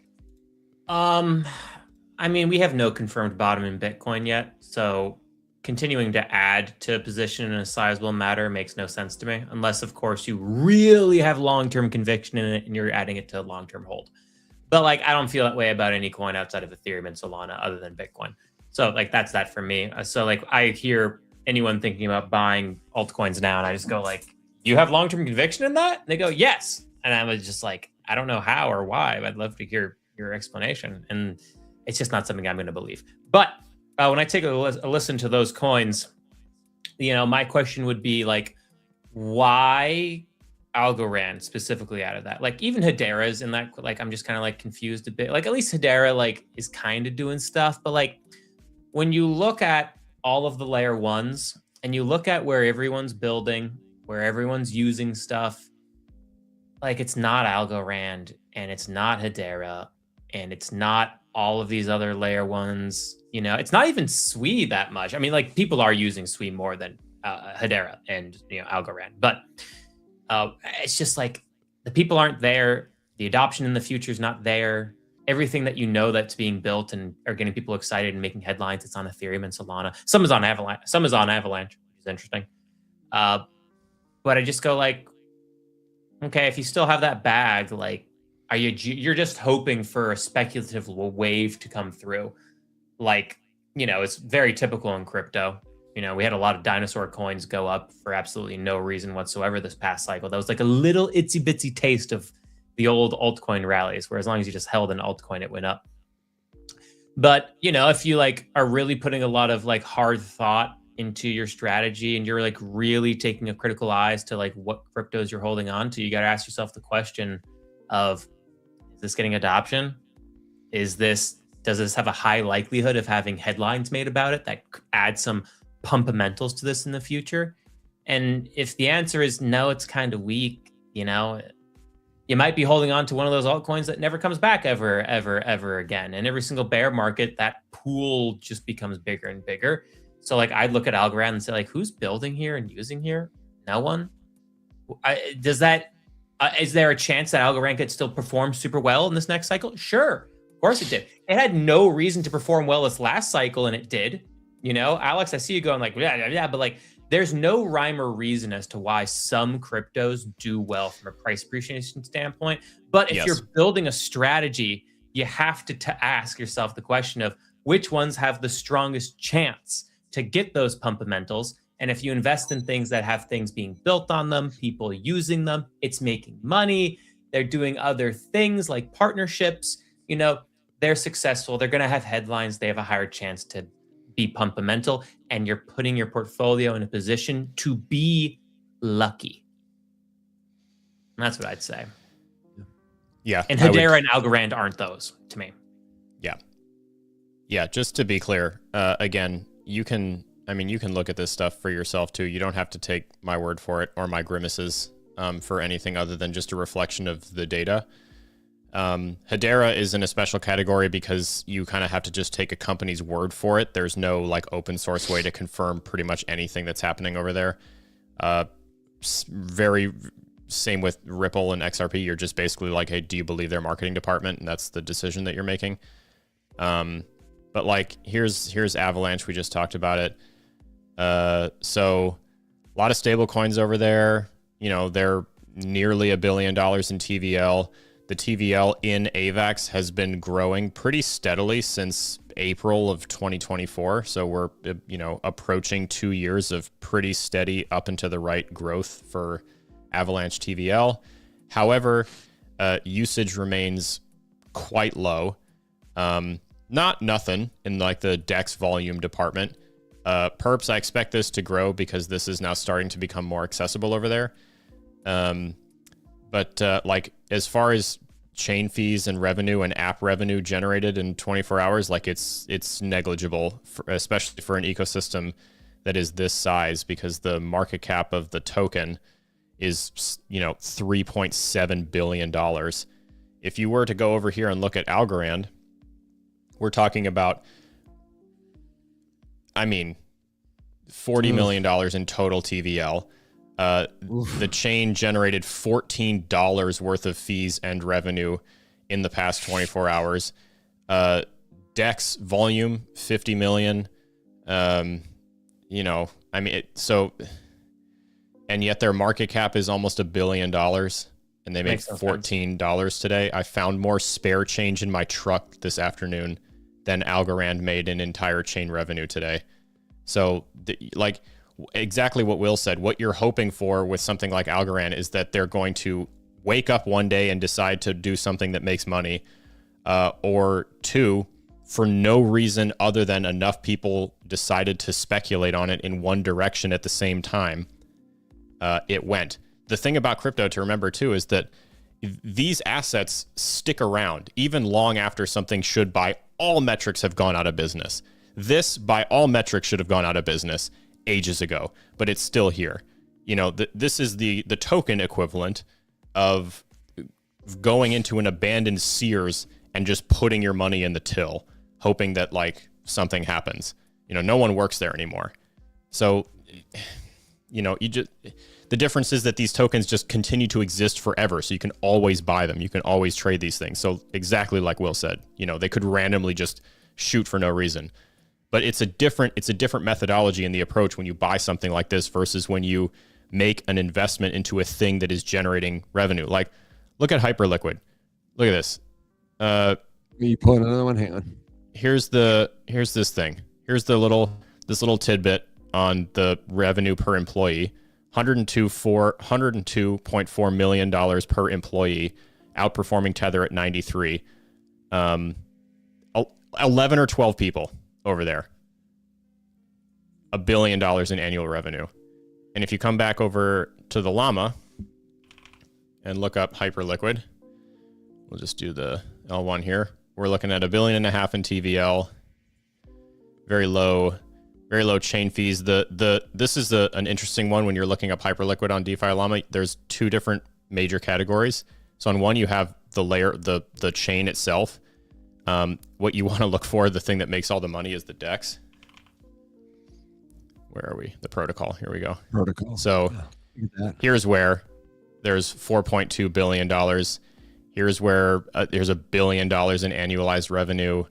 $6.7 billion in DEX volume this month, $260 billion in perps volume, which tracks, market cap, all that good stuff over here. So, two different things. Just be aware when you're looking at it. You'll see a little thing. Evan, does the search bar drop down? Does this pop up on the screen share? Yeah. Okay. So, how you can see here for Solana, it says chain. Here for Aave, it says protocol. Just make sure you're looking at the right thing for whatever you're trying to look at. Some things have more than one thing. But so just to compare, if you look at ETH, after we just looked at Algorand, here you go. So chain revenue in 24 hours, almost $1 million compared to 14. App revenue, so the revenue collectively made by applications built on ETH. Notice we didn't have this category for Algorand because there's nothing to track. Nearly $2 million today in total. If you were to look at Sol, $6 billion in TVL. Where are we? Here we are. App revenue in 24 hours, 3.3 million. Chain revenue, almost $1 million. And it's just these are just it's open source information that anybody can look at. Alex, can you actually do me a favor? I was going to share this on my screen, but can you, here, I've got it. Hang on. I've got it pulled up. I wanted to show HBAR just because this was something that, no, hang on. Let me get where's my, oh man, I can't drive. Stall. Somebody tell me. Hello, my honey. Hello, my darling. Hello, ragtime doll. Did I rug the StreamYard? No. Am I still in there? No, you're still in. I can also... Where's the StreamYard screen? I've lost it. Oh no. Also, Transmutationist, we were looking at DeFi Llama. DeFi Llama is the best free website to go to answer all of your questions. If you're looking to try to do some research on altcoins or any cryptocurrencies and DeFi ecosystems at all, DeFi Llama is the place to go. They are not sponsored. They don't sponsor anybody. They don't charge anybody for any money. It's free information. So go use their site. And they do have a premium plan that you can get for their custom dashboards and stuff. You can give donations too, can't you? You can give donations, and if you've been helped, it's a good thing to do. They they do offer a premium thing, and one of the things that you get for the premium is the ability to build custom dashboards and track and share your own data and stuff, and have other people be able to like follow along. They just gave me one for free, so I need to put some dashboards together for all the stuff that we normally put on the show, and then I can share that link in the community. You guys can keep an eye on stuff, and we can add things to it, whatever. But also, that's how you get access to this experimental little beta llama AI thingy, which is cool. You really only ask it about stuff on the website, which is fine. But if you wanted to like do a revenue comparison between, the top 50 DeFi protocols to find one, then you could even ask it to identify trends for you. Like, well, who's had the biggest increase in their revenue, even if the number is still small over the last 30 days, and it could kind of help you parse through that data and stuff. Mm-hmm. Yeah, very cool. But I just pulled this up to show, if you look up Hedera, or if you look up, nope, sorry, the XRPL as a chain, like same kind of thing, you're going to notice just like really weird data. And it's just because none of this is open. So the only thing that DeFi Llama will post is open source, trustlessly verifiable data. But they won't publish data that just like comes from a marketing department. And with these big centralized companies, like that's all that exists. So, if it's private, they're not going to post it. So this doesn't mean that there's like zero money with Ripple. Obviously there's quite a lot of money over there. It's just not going to show here because there's really no open source way to verify most of it. Yeah, Dude, it's not perfect, but it's so like wild. I have absolutely lost all visibility into StreamYard. I can't see anybody's comments. I can't press any buttons over there. I can't bring up community.rumshq, do anything with the screen share. I'm totally flying blind. It's as if. Are you sure I'm over there? You're here. I'm looking at we your hear face. you. We see you. I see your So face. freaking weird. Evan, do you have hot corners? Really hot corners? Yeah, it's an Apple shortcut where you just toss your cursor up into the corner of something, into either of the four corners, and it'll do something in each corner. Do you have any of those enabled? Because like for me, the default is if you put your cursor all the way to the top right, usually it just blows out every single window that you currently have open, and you can just find the right one. Maybe you hit the I did the refresh control button, center. although- I moved this to somewhere else. I don't know what I didn't minimize it, but it's bad. I got it. I found it. Okay. Amazing. I'm so glad I am you're so here. technically challenged, you guys. Anyway. I completely tuned out to what you said about Hedera. Did you show the chart? It sounded like you were doing DeFi Llama stuff or technicals. Yeah, I was just showing you the different things that you can track and check on each profile page, and then pointing out that like if you're trying to look up Hedera or the XRPL or whatever, you're really not going to find anything because it's all closed source and private. So got it. But here's what I wanted to show him is the chart. Steckler said he bought HBAR at 5 cents, which this is coin market cap. The current price of HBAR is 9 cents. Okay. He could have bought this token at 5 cents back in 2020. He could have bought it for 5 cents again in 2022, 2023, and 2024. Meanwhile, if he's been holding it that long, he's missed an opportunity to take profits when it hit 40, when it hit 40 again, when it hit 40 again, when it hit 30 again. Like all these spots would have been the place I would have taken profit. That to me says the market value of this company. Yeah. Steckler is, I think, allergic to the idea of taking profit. He's been there. He's there and he's paying attention. He makes it a point to like come see me and make sure that I know he didn't take any profit. I love that. That's awesome. I'd like it more if he, actually took some profits though. I don't think it's ever going to happen. I'm holding out hope that one day he's gonna send me a screenshot of him taking profit on something. But if that thing pumps, solid, man. I guess he was in the Navy, so there you go. That's it. Just he was in the Navy. That's it. I mean, like that. I feel like that joke would land better if he was a Marine because they eat crayons. Yeah, but the classic military joke for anybody who doesn't know. Classic Navy. I'm lost on it. I mean, Will, they do eat crayons. The Marines are all in the Navy, just for the record. That's true, but it's like its own thing, Yeah, they made a club, but they're all in the Navy. Yeah, it's where they have the best red crayons. They're finely aged. Believe me. See, I was in the Coast Guard and we would eat them, but we couldn't afford them. Oh, damn. Yeah, you guys didn't get the budget. Nope. These are terrible jokes. I just got to say it. They would really land if you'd been enlisted. I was gonna say, Yeah. I feel like I'm missing a core experience. I was, that would make me just bust open. And then the I was at a airsoft guys are training- soft because they get air conditioning.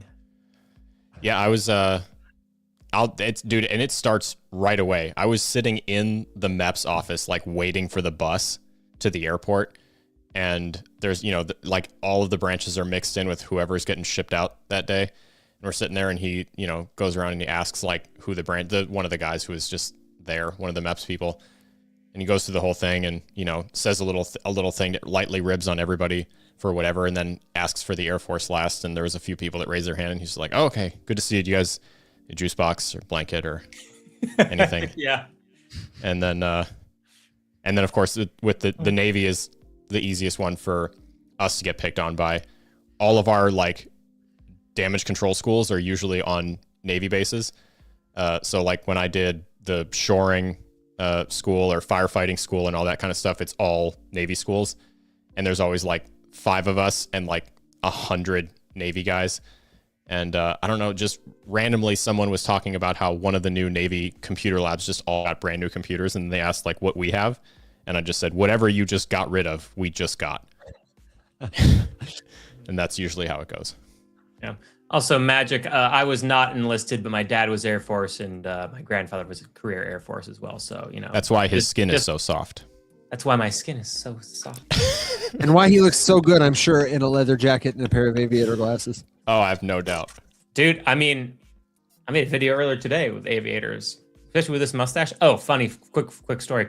When I was in Japan, my favorite thing was talking to the bartenders and having them teach me Japanese. It was awesome. We all had like so much fun doing it. It was a blast. And then at each place, I got better and better Japanese. Regardless, I'm at this dinner, and I'm talking to the bartender, and he's doing his thing. We're chit-chatting, shooting the shit. And he goes like, "Oh, like where?" He asked me, "Where am I from?" And I've now that I left Japan, it's like all starting to leave because it's just so different English. He asked me where I was from, and I said I was American. He goes, "Oh," and he switches to English, and he goes, "You look American." I said, "Oh," and I go, and I mustache. I have like a leather jacket on. I have aviators. I'm very, very obviously American. And I go, "Oh, thank you." And he laughs. He goes, "Ha ha ha ha, ha. Top Gun." I lost it. I just started laughing. He goes, "Ha ha ha, the Top Gun." And I was just like, I love this so much. I just started dying at the bar. And then we poured sake shots and started ripping them. That was great. Dude, I want to go. I'm bullish on that. Also, one thing, Japanese don't wear sunglasses. It's only ever for like fashion. No. Like they just Interesting. They just don't. Maybe they don't need it because there aren't a lot of people with like colored eyes for eye sensitivity or something, or like I don't know what it is, but like they don't wear sunglasses. I had a bunch of people being like, "Oh, your glasses are cool," and I was like, "Yeah, you guys don't really have sunglasses," and they're like, "No." I was like, "Yeah, just something I thought that like everyone had, but yeah, not in Japan." I have a question here that I'm not sure I understand from friend of the show, Brandon. Yeah, I was Riddle me this. just reading. Why would the guy take Stacklerish. profit, keep his base amount, and not feel like he's losing something with his base buy account still available? I'm sorry. Do you see the question there? Brandon, clarify for us. But Brandon, tell me if I'm reading this right. Are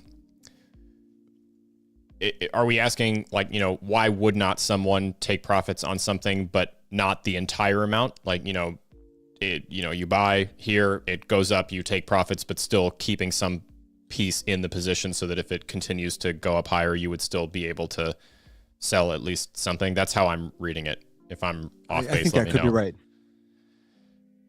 Yeah, the answer is that would be the way to do it. Right there. Steckler. Moment of silence while we all stare at him. Yeah. I like the idea We all that just everyone turned to just stare. made heavy eye contact with the phone camera, knowing that he's over there. We hope he felt I it. don't make good Today's show is decisions, brought to why. you by ribbing on Stecklerish, one of my all-time favorite pastimes. So you're saying you don't trade with the whole bag, sell 100%, buy 100%, sell 100%, Yeah. buy 100%. Oh, never buy with 100% of like my reserve, and I never sell 100% of anything unless I am like leaving the position for good. Like I have lost conviction in this thing. I don't, and even then, I might still just, erroneously keep some small abstract amount so that maybe one day I can have one of these Will moments where he opens a wallet and he goes, "Oh, would you look at that? There's money." Which does happen to me sometimes, but at a much smaller scale. So, I never, ever, except for that one instance where I'm like, conviction is lost, it's rugged, it's whatever.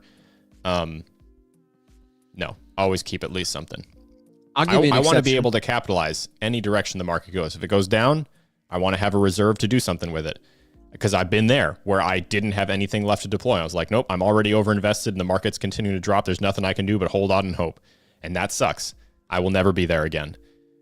Or if it's going up and I sell something and then it continues to go up, I'm like, crap, I should have waited. I don't ever want that feeling again. So I'll always have something to sell. I do everything in terms of percentages every time. I'll give you an exception. And this comes from today. I bought Uniswap recently on that dip we got, the dip meaning like as Bitcoin started to go down, lost the 90s, went down through the 80s, went to the 70s, so on and so forth. Everything was cratering. And I was eyeing opening a position on Uniswap. I've been looking at this for a minute for all the reasons you may have seen tonight. It makes great revenue. The BlackRock thing hadn't happened yet, but that's great. Like they're doing big things all the time. And it was a discount. I happened to buy, opening my position, my first buy order, and I went a little heavier than I would have anticipated. I should have spread it out. But I was like, no, man, I don't know if this price is going to last. I don't have any exposure. Let me get this. Uniswap at $4 was a steal to me. Well, then the price went down. It's been lingering at like $3.50 recently, $3.40. And I'm thinking to myself, oh, man, that was the wrong entry price. So then when the BlackRock news came out this morning, Will broke the news and I was like, oh, snap. I saw it hit above $4. I was like, I got to go right now. I knew that was not going to last. I sold my Uniswap, all that I had bought, everything, 100%, because I knew there was no reason for it to stay at that price. Everybody who did like me was going to sell it. So I had to be the first guy out. I had to dump on those fools. I had to make them my exit liquidity. It's not a thing I like to engage in, but I also got to protect the bag. I knew that opportunity. I didn't feel bad about it. Doesn't mean I don't like Uniswap. If they're watching right now, they know it's not personal. I sold that thing. And do you know what I'm waiting for? I'm waiting to see where it stabilizes. Now that I know it wants to sit at like 350 or whatever at this level, if the market starts to recover, I can catch it at 370. If the market doesn't recover and goes lower, I can re-enter at 320. And I might make a buy later today because 340, that seems like a good price for me to get in. It's still a good price, but it's a better price. It's the exception, not the rule. This is a good instance too, because I still abide by my never sell or buy with 100% of a position, but that game changes when we get more and more and more like deep into a bear.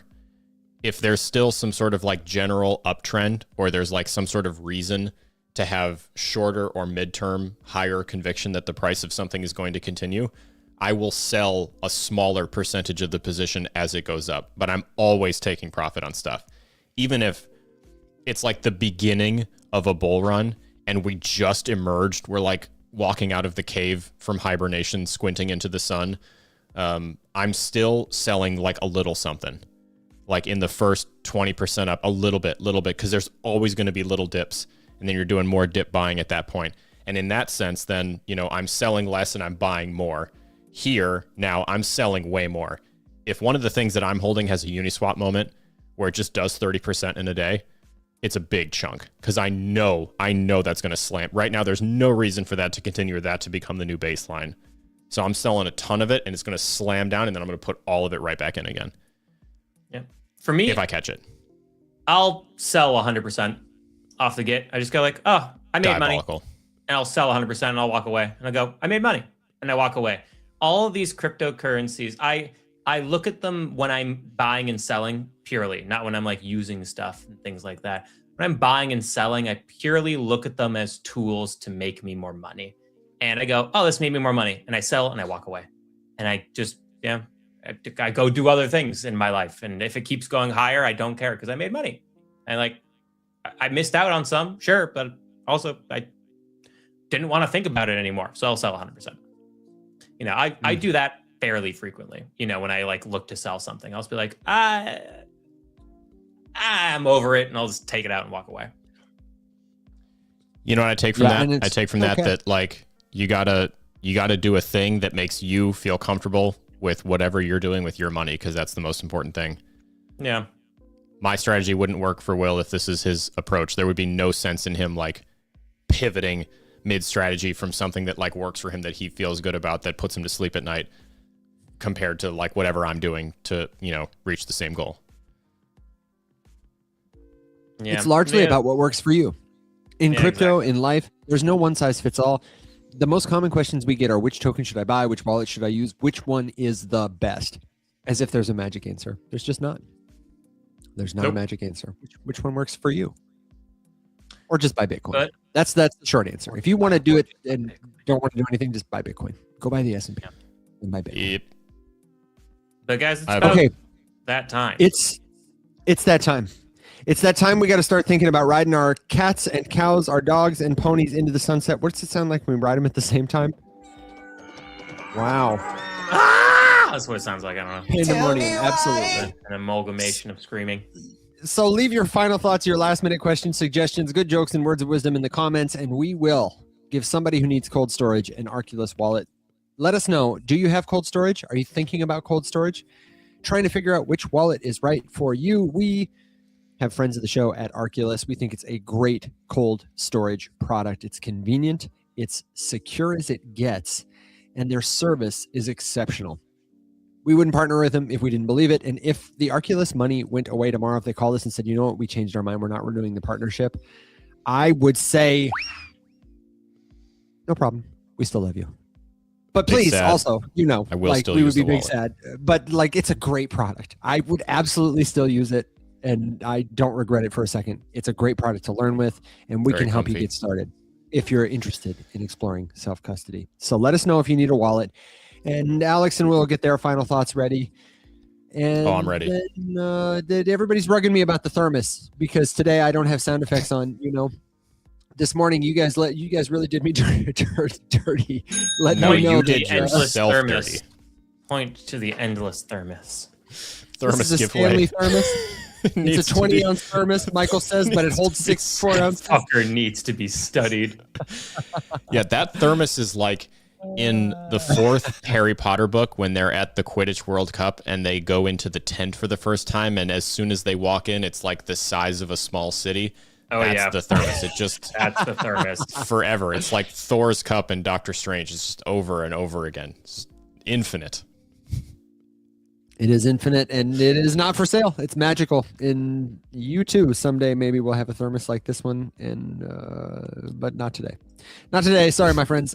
So leave me your other final thoughts. I see 1 or 2 good questions to answer, and then we'll tally up some points.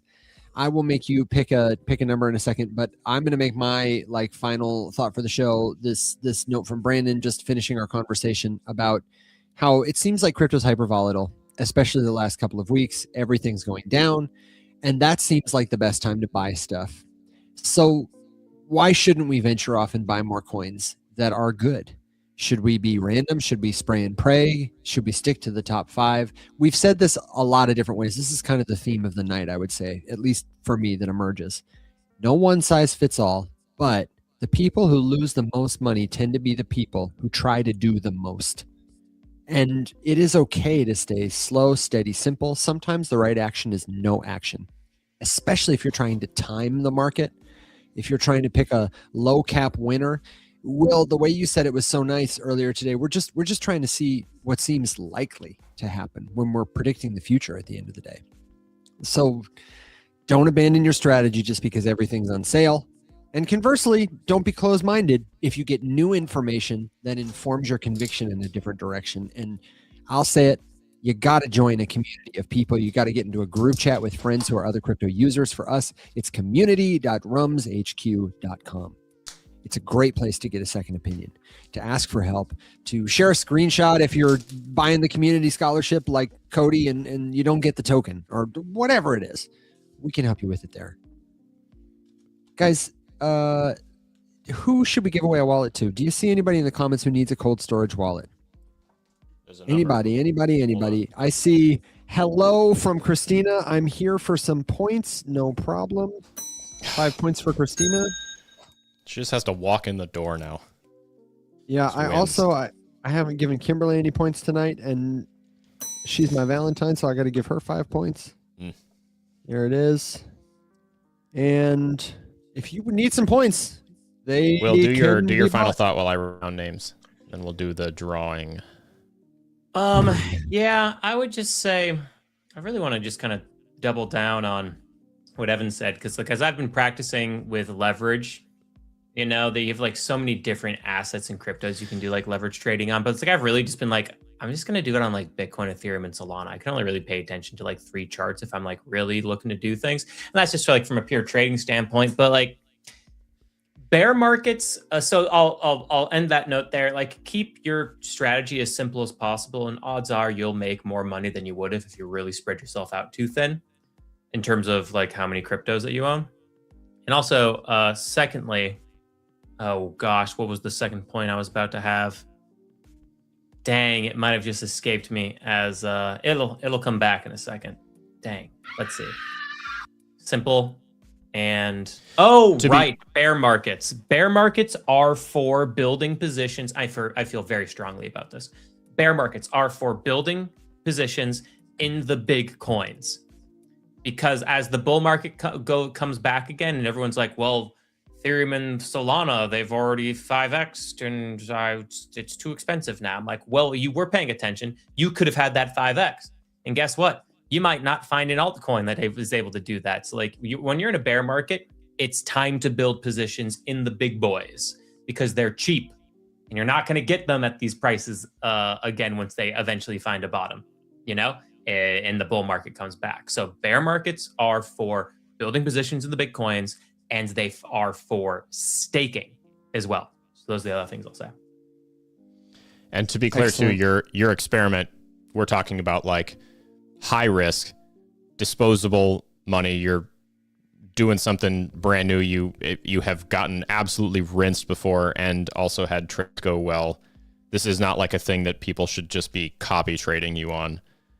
No. I mean, like, it's high risk, and I'm still figuring out a strategy that kind of works for me. Like, I mean, hell, even earlier today, I found myself like trying to revenge trade, and I was like, whoop, nope, had to shut it all down and like totally walk away from it, because I was watching the setup I wanted on Bitcoin, and I was like, this is gonna short so bad, but it's like 11 o'clock at night, and I'm tired and want to go to bed.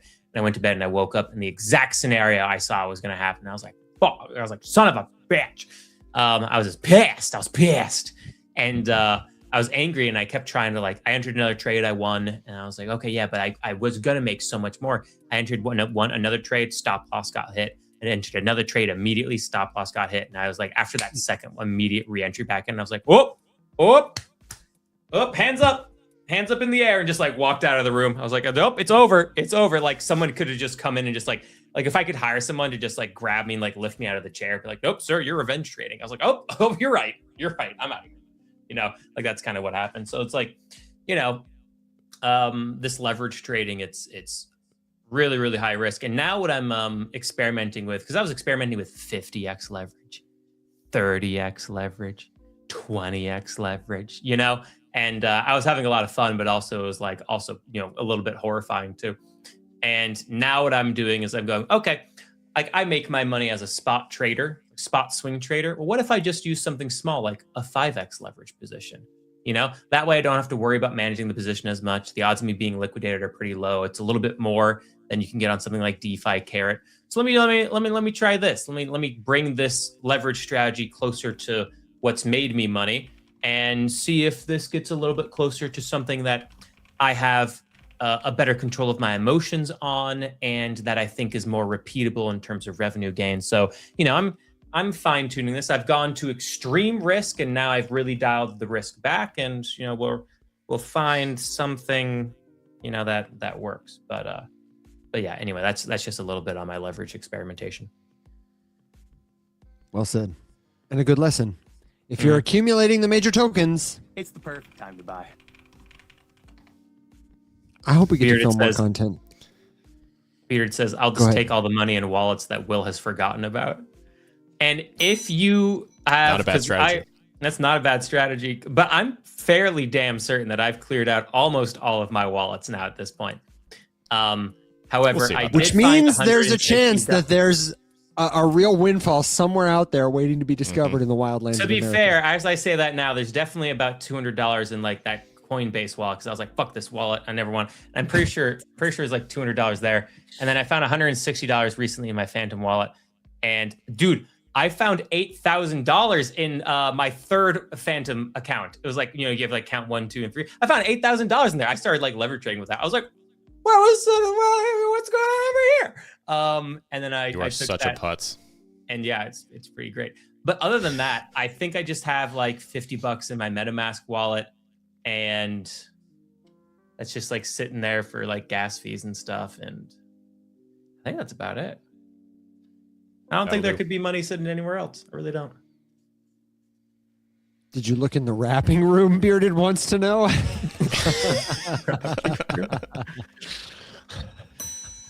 That was good. I'm giving him another point for that. Okay, Alex, I see you have submitted a last call for names. So what I'm going to do is I'm going to give you a drum roll, and I'm going to ask Will to pick a number. What is the parameter? Numbers what, Alex? What do you need? Through.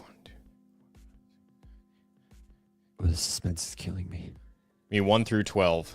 1. 1 through 12. 1! How did I know?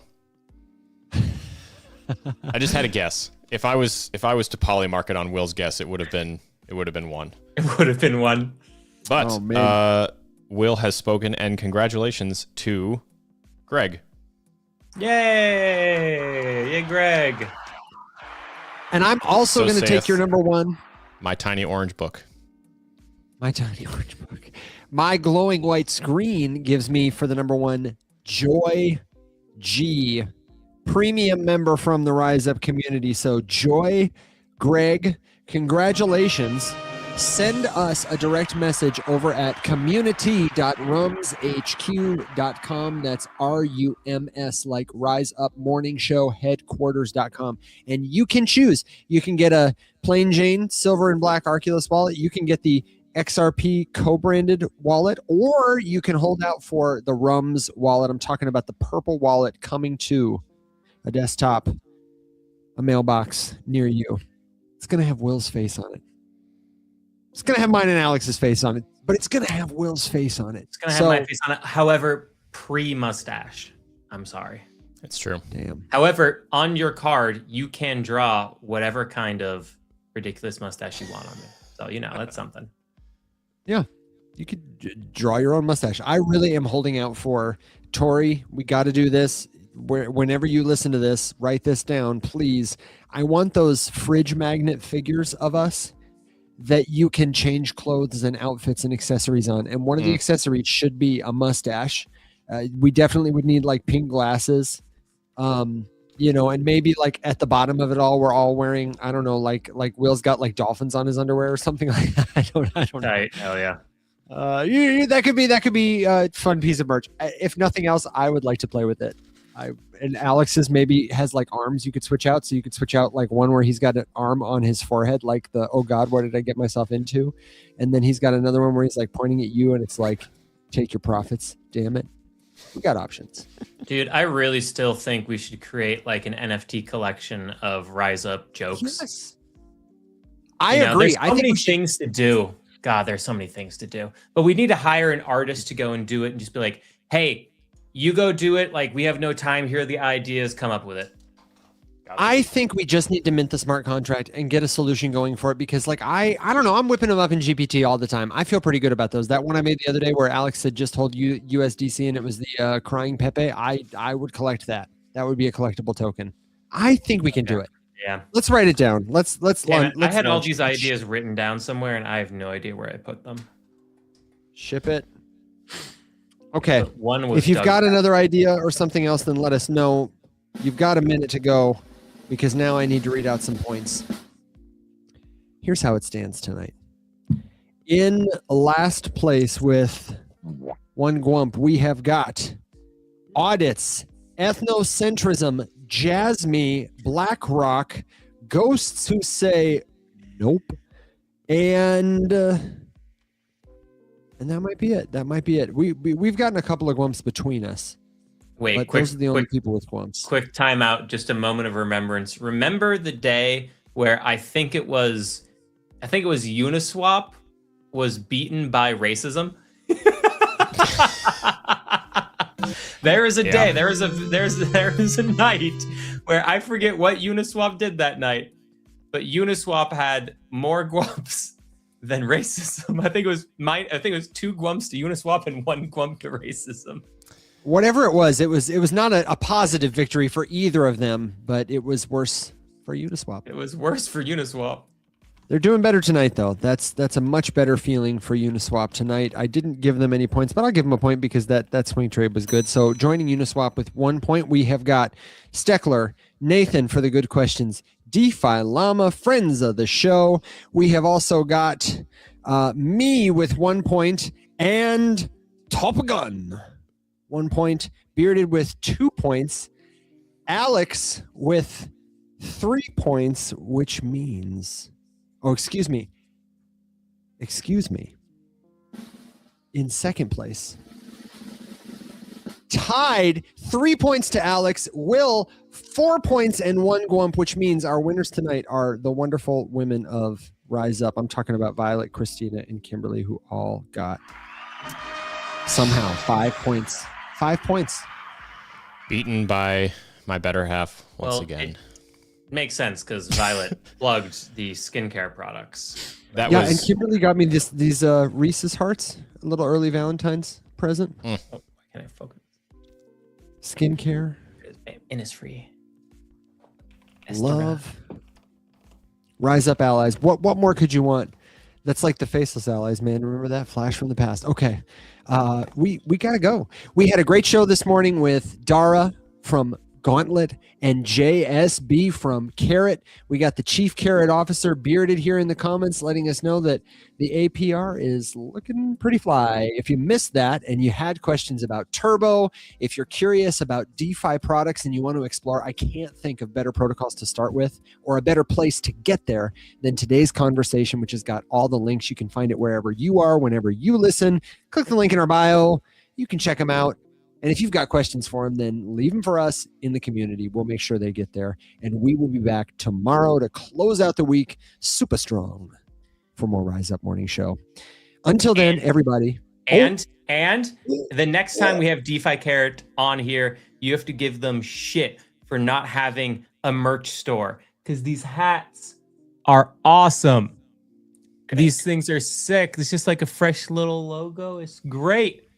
All right, so when they're here, and if they, when they post on Twitter, you rag on them for a merchandise store because the shit is dope. Yep. Thank you all for being the very best part of what we do. Until next time, everybody, stay safe, be well, Zug, Top Gun, and Rise Up. Zug.